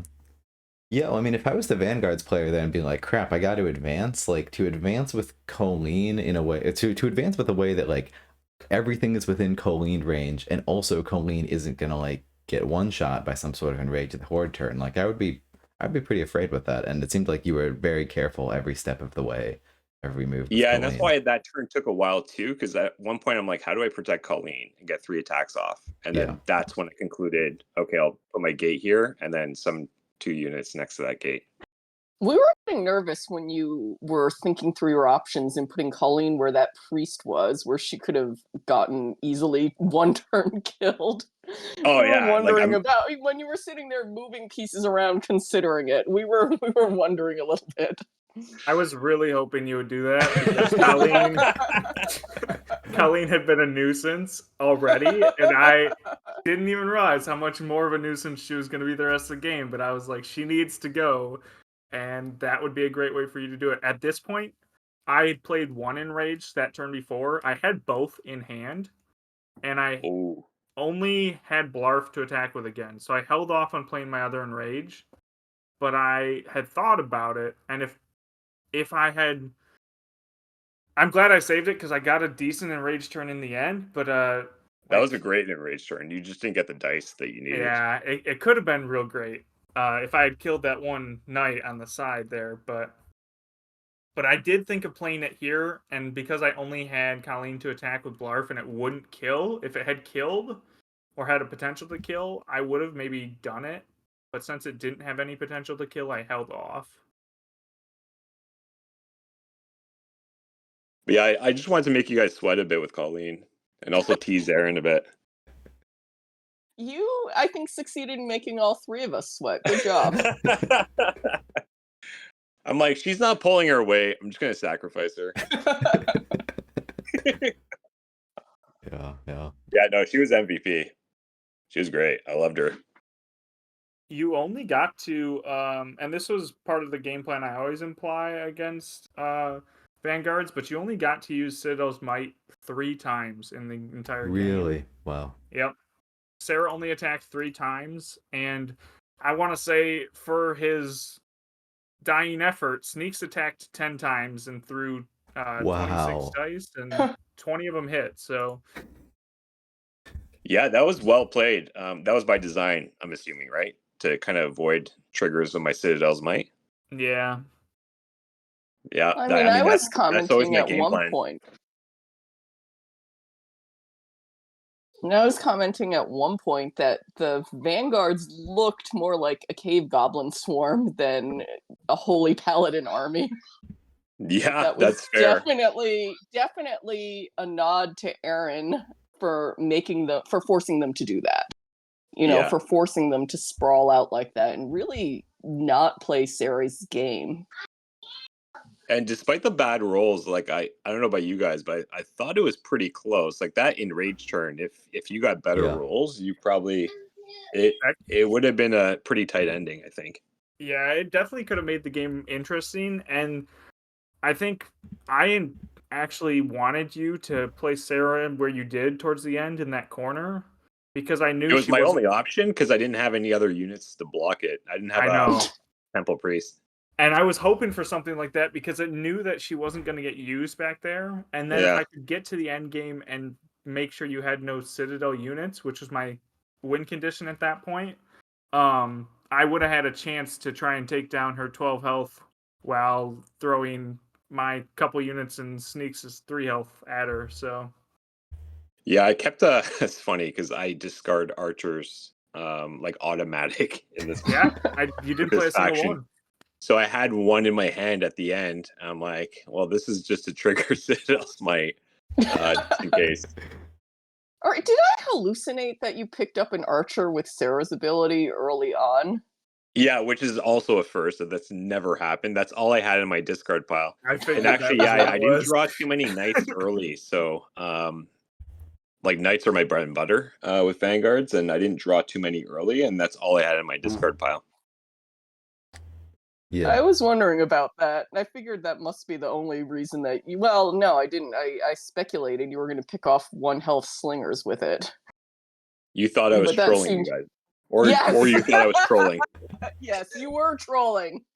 I didn't think you were trolling. You were trolling. You were making me By the way, I find it hilarious that someone in chat put bad manners Jacob finish. that is true. Confirmed.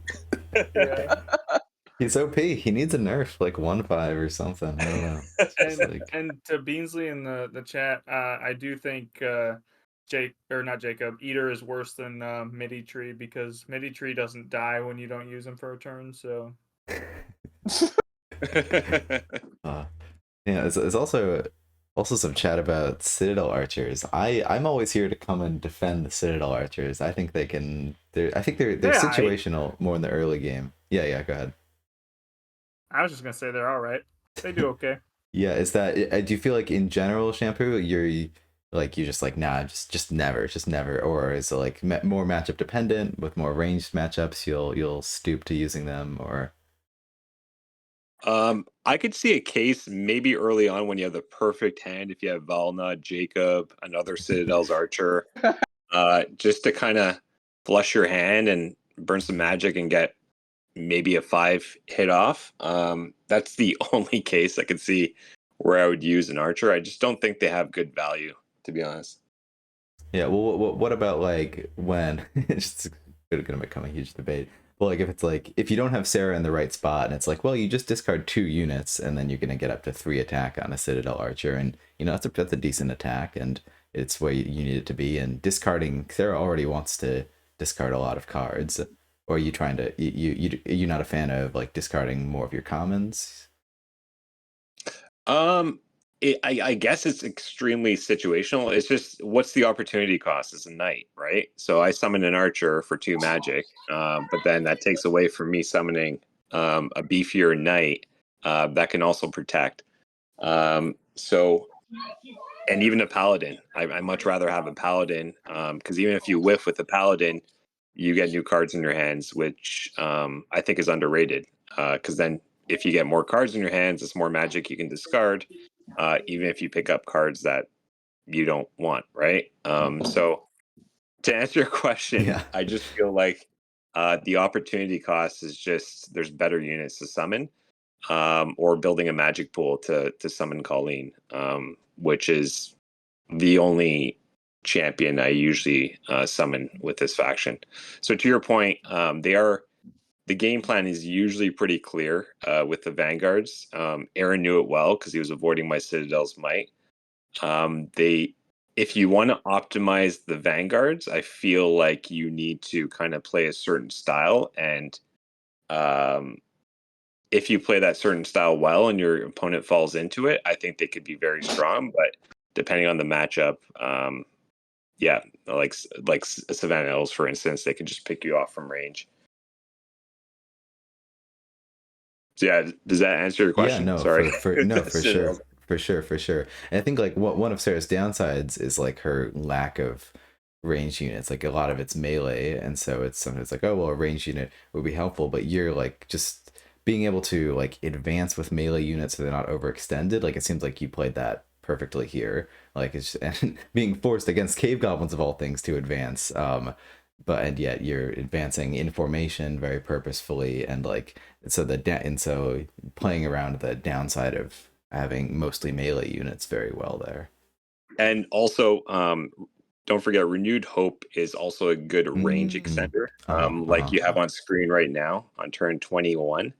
I was able to extend my range and set up an advanced kind of beacon or gate to summon my paladins or whatnot in a forward position.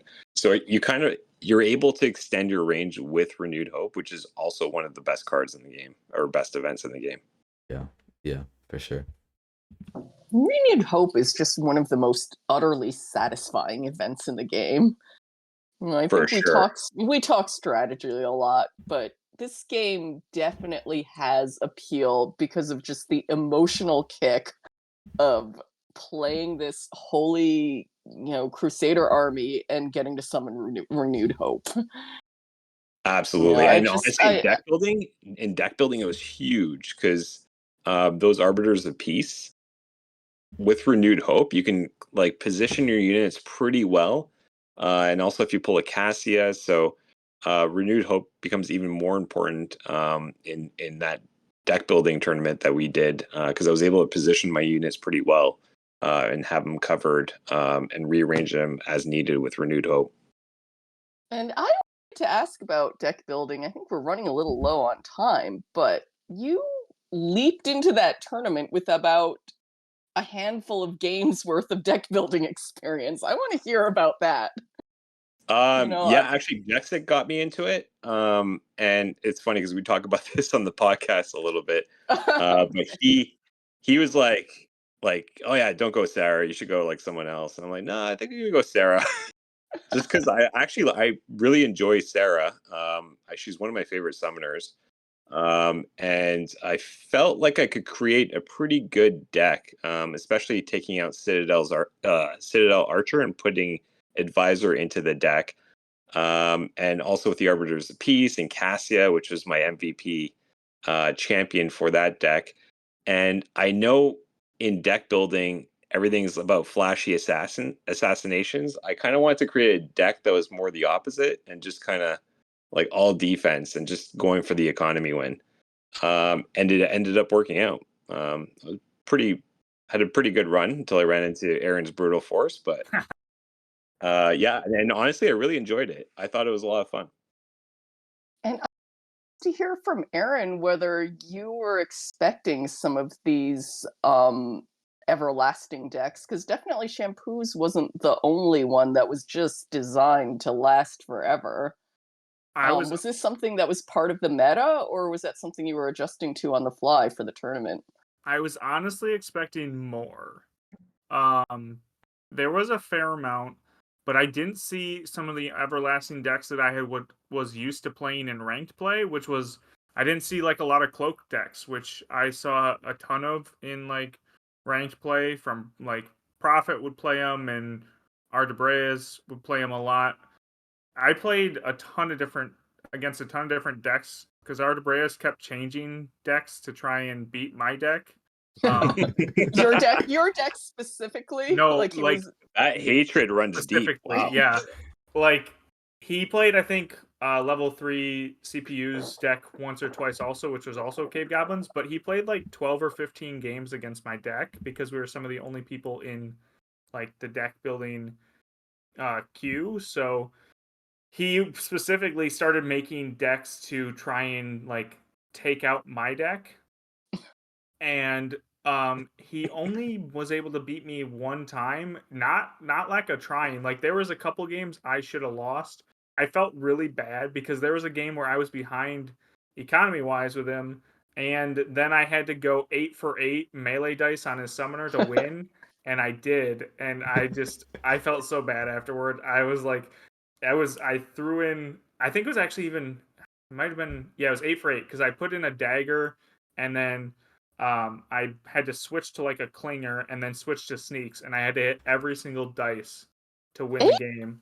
8 And melee is better odds than I think people intuitively think. I don't know it off the top of my head. I remember calculating 15 out of 15 melee last night, and the odds of that are about 6%, I mean, it's which actually did 24%. surprise me. It's 24% for 8 out of 8, but it's still like a percentage that really hurts your opponent when they see they had like a 24% chance to lose, and they did when they were by far ahead and had been playing this deck for a while. I felt really bad afterwards.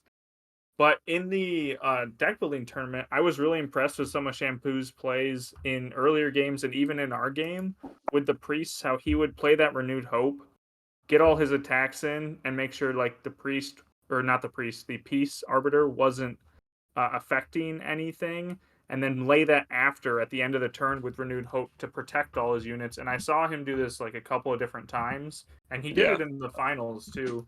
But that was just a move that like I had never seen anybody do before that tournament, and it works really well. Yeah, that was my go-to. And also with Cassia too, same thing. Yeah, I love Cassia. Cass is real good, but I was expecting more of like the cloaks and like the sand goblin types of renewal decks, and not as much of Vanguards and Eternal Council, which we saw more of in the tournament, I believe.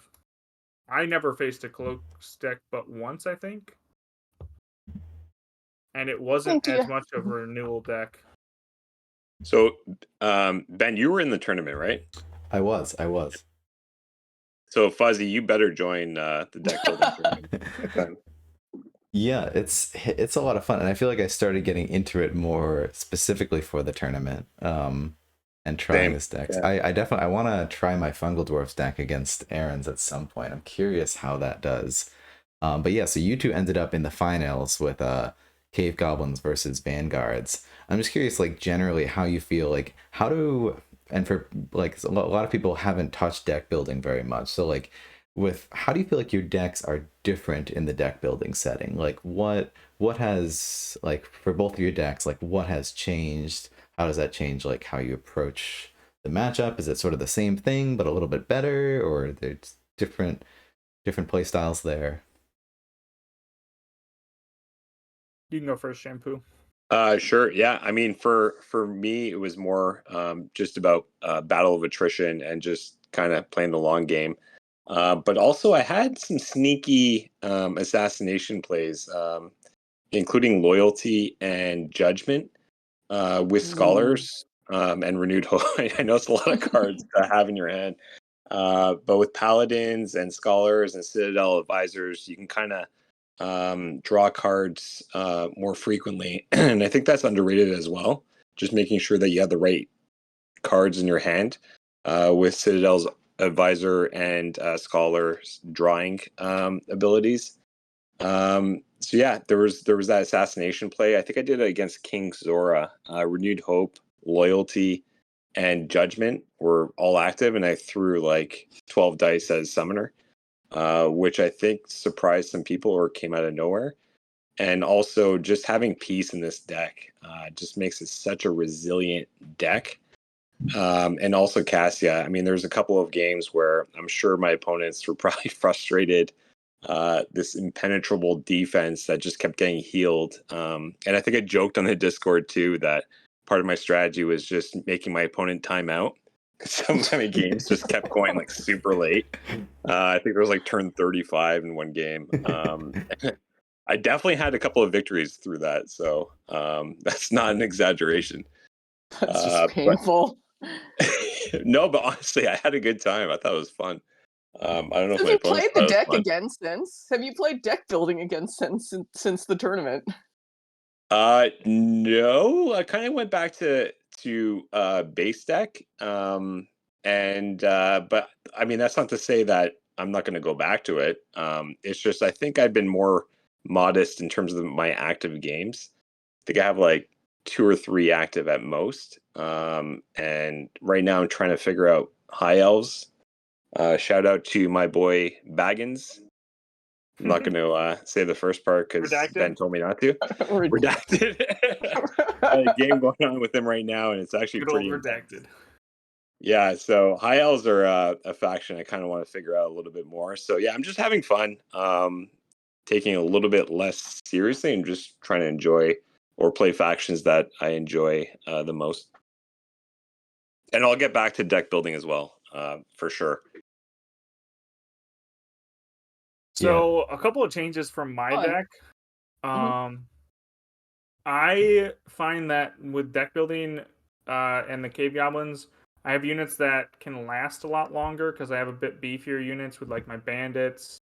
And I also find that positioning can be a lot better with like rogues, just to make sure that those units don't die. And like you can more easily position with chargers. Chargers are really fun with like clingers, or even just putting another unit behind and you can just get more units out of one summoning spot, which makes the deck a lot more consistent. But the other thing I found a lot with that deck is, yeah, it has the splashy plays with like Brutal Force and Axe and Enrage, but it also has a lot of ability to go the long game and go with Econ. My game in the round before against Adamant was the same matchup. It was Vanguards versus my Cave Goblins, and it didn't go the full distance. It almost went the full distance. And it looked like Adamant would probably pull away a little bit at the end. So I made a play on a Brutal Force turn and pulled it off. But for the longest time, we were neck and neck in Econ. And I had a chance to like out Econ the Vanguards, which is insane. That's fascinating. And I'm saying this as someone who hasn't played deck build and is just, listening, and watched the tournament because it's just fun. But In my practice games with Vexer, though, we were actually surprised too because he replicated Aaron's deck. And one game, I'm like, he's winning the econ. I'm like, what? Like, this makes no sense. Yeah. But he's right. Like, he built a deck that was actually surprisingly resilient and good for the end game. to say, I enjoy. I'm glad they added the feature to the app where you can just see the decks. Yeah. That's yeah, 100%. That changes everything. Shampoo and I don't have to scout anymore. Yeah. I was actually earlier. It's hilarious that you got Vexer to practice this thing, like Vexer as the stand-in Aaron. I don't think. Yeah, I had Jexic as well. I had 2 practice buddies for that. Nice. Yeah, I paid the big bucks for that. Yeah, it takes a lot to get Jexic to practice with you. You got to pay a lot of money to get him to bring in those decks. That's true. But we should probably start ramping up soon. Am I right that this is something that you guys end up talking out a little bit more on the podcast? Yeah, absolutely. We do go into on Shampoo's episode quite a bit in depth about deck building and about our decks, and just like how our thought process was on like what cards to pick and like stuff like that. And we also touch a little bit about on like first edition because Shampoo's never played first edition, so we touch a bit on that. But yeah, it's a good episode. Yeah, sounds fantastic. That's super exciting. So for more of this discussion about what's happening in this game with these decks and deck building in general, I'll be looking for that for sure. Yeah, I didn't want to replicate content, but this is just a great conversation to actually have and to be able to ask my questions. Well, we go more in depth. So if you guys like this conversation, then tune in. Yeah. Absolutely. Now, I'm Last going to episode's admit, audio only content is a lot easier for me to ingest. Like, there's so many times during the day when I want audio, but I can't be in front of a screen. So I will be Me eating too. up Me the too. podcast. Yeah, I love podcasts, and that episode with Shampoo is looking like it'll be like 50 minutes to an hour. So it's a lot of in-depth information on a lot of different topics, and it's a really good episode. I'm excited to finish editing it. Yeah, that's super exciting. Very cool. What do you Any guys have on tap? Yeah. What's are there any other teasers? Yeah, so we want to go through every single faction and bring in like a faction expert and have them just like break down the faction, like what cards do you always play, what cards do you stay away from, what cards are the most important to the deck and why.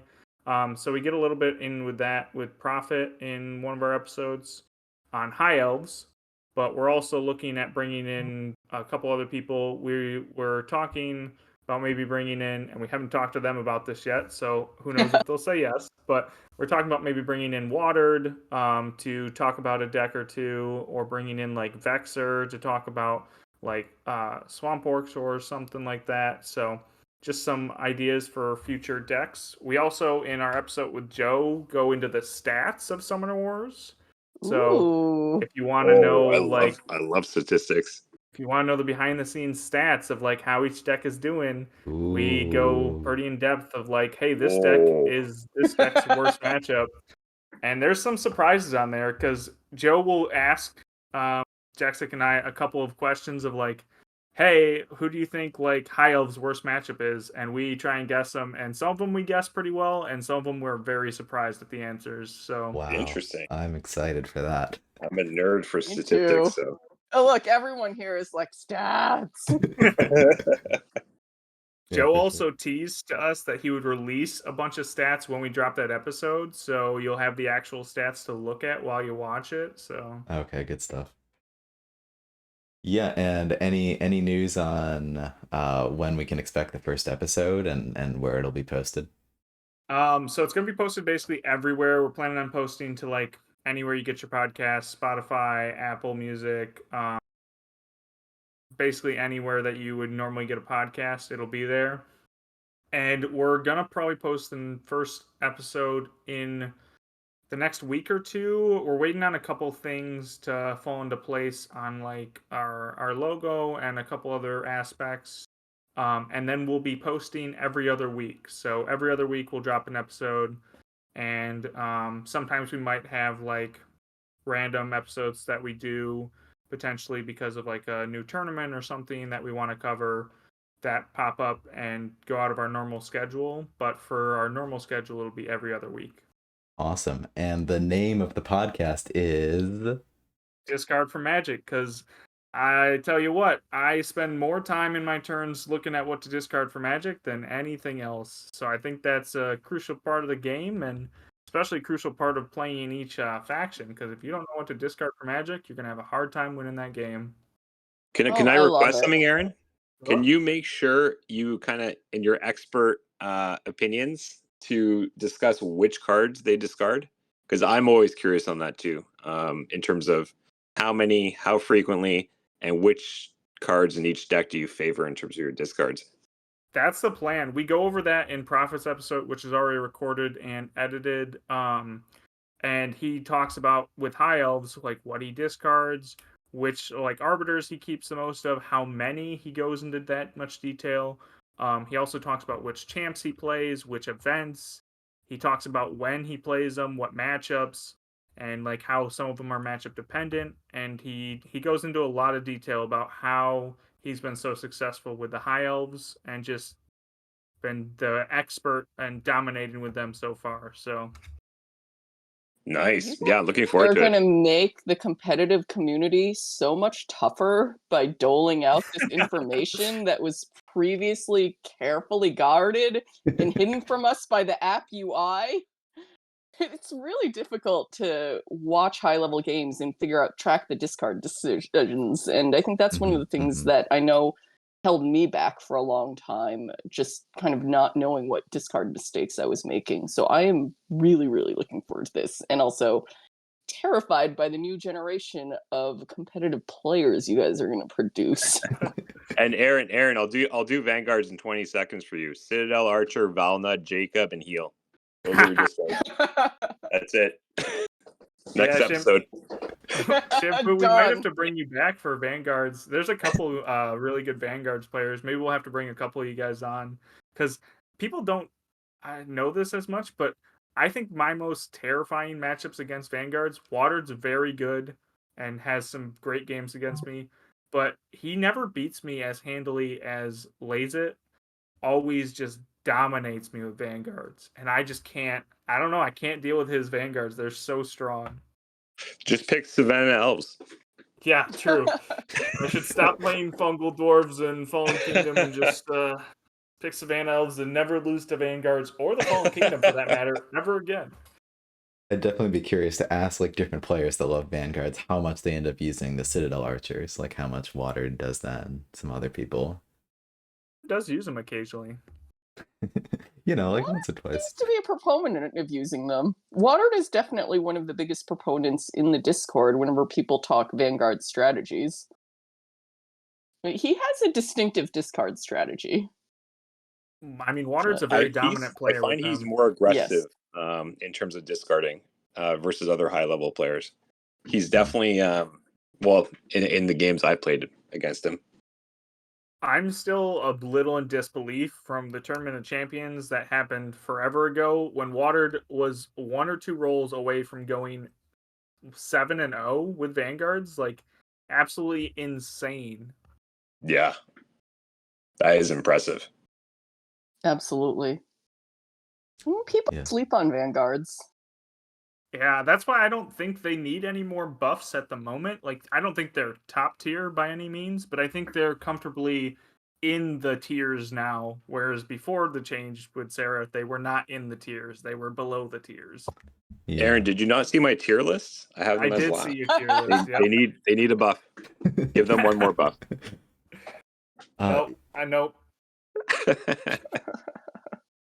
Crap! I just had a question, and it just left my mind. Oh, here it is. And we got to wrap it up soon. But I would also be super curious to hear talk about how to play against the Vanguards, because I feel like there's so much discussion about, oh, they need to buff this, buff that. Like, how do you win against them? And like, now we're starting to find out they're pretty good, and there's a lot of players playing them very effectively. How the heck do we beat them? I would love to have more discussion about that. Don't play Shampoo, Watered, or Lazit, and you'll be all right. Snail too, probably, but no, Shampoo, you can tackle that because I play all right against the Vanguards, but Lazit still gives me fits every time I play him with whatever faction I'm using. I think you gotta punch Sarah like any chance you get. If she's poking, trying to be nifty and triggering Citadel's might, you want to kind of slap her, and then also don't give her that opportunity either. I think Aaron did a pretty good job of just kind of staying out of the lanes. And if you're a range faction, if you got some good range, just pick them apart from far, force them to come to you. And Sarah's got to waste a move, and surprisingly, Vanguards, like, you really need. Sometimes you don't need all the moves, but sometimes you're like, damn, I don't have enough moves to like reposition my lanes and everything. So playing from afar, don't discard your range units. And yeah, that to me, it's a pretty good strategy. Yeah, that makes sense, and I hope we can hear more about that in the Vanguards podcast episode with whoever's on. But I think we're out of time, so we're gonna have to wrap it up. Any last minute comments or questions from anyone before we call it? Beansley just put in the chat how to beat the faction could be a good part of every faction breakdown, and we do go in a little bit to this already on the episodes we've done. We talk about the worst matchups and the best matchups and how those play out and like why. So we touch on it a bit, but definitely something we could add. Yeah, for sure. No, I agree. And my last words is GG, Aaron. I hope you have some Yeah, nightmares about GG. Colleen and Jacob when you go to bed tonight. Let's run it back, but deck building this time. That's what I tell you. I would love to see more of your two decks against each other because I feel like there could be it could go a different way for sure. Oh, Like- it could, but I feel much more comfortable in my chances with Baldo and Dagger in my deck. Yeah. Oh yeah, For sure. You built a mean deck, that's for sure. All right, well, we're gonna go ahead and wrap it up. So we'll be back next weekend. Look out for that. I'll be talking about that in the content streaming channel of the Discord in a little bit.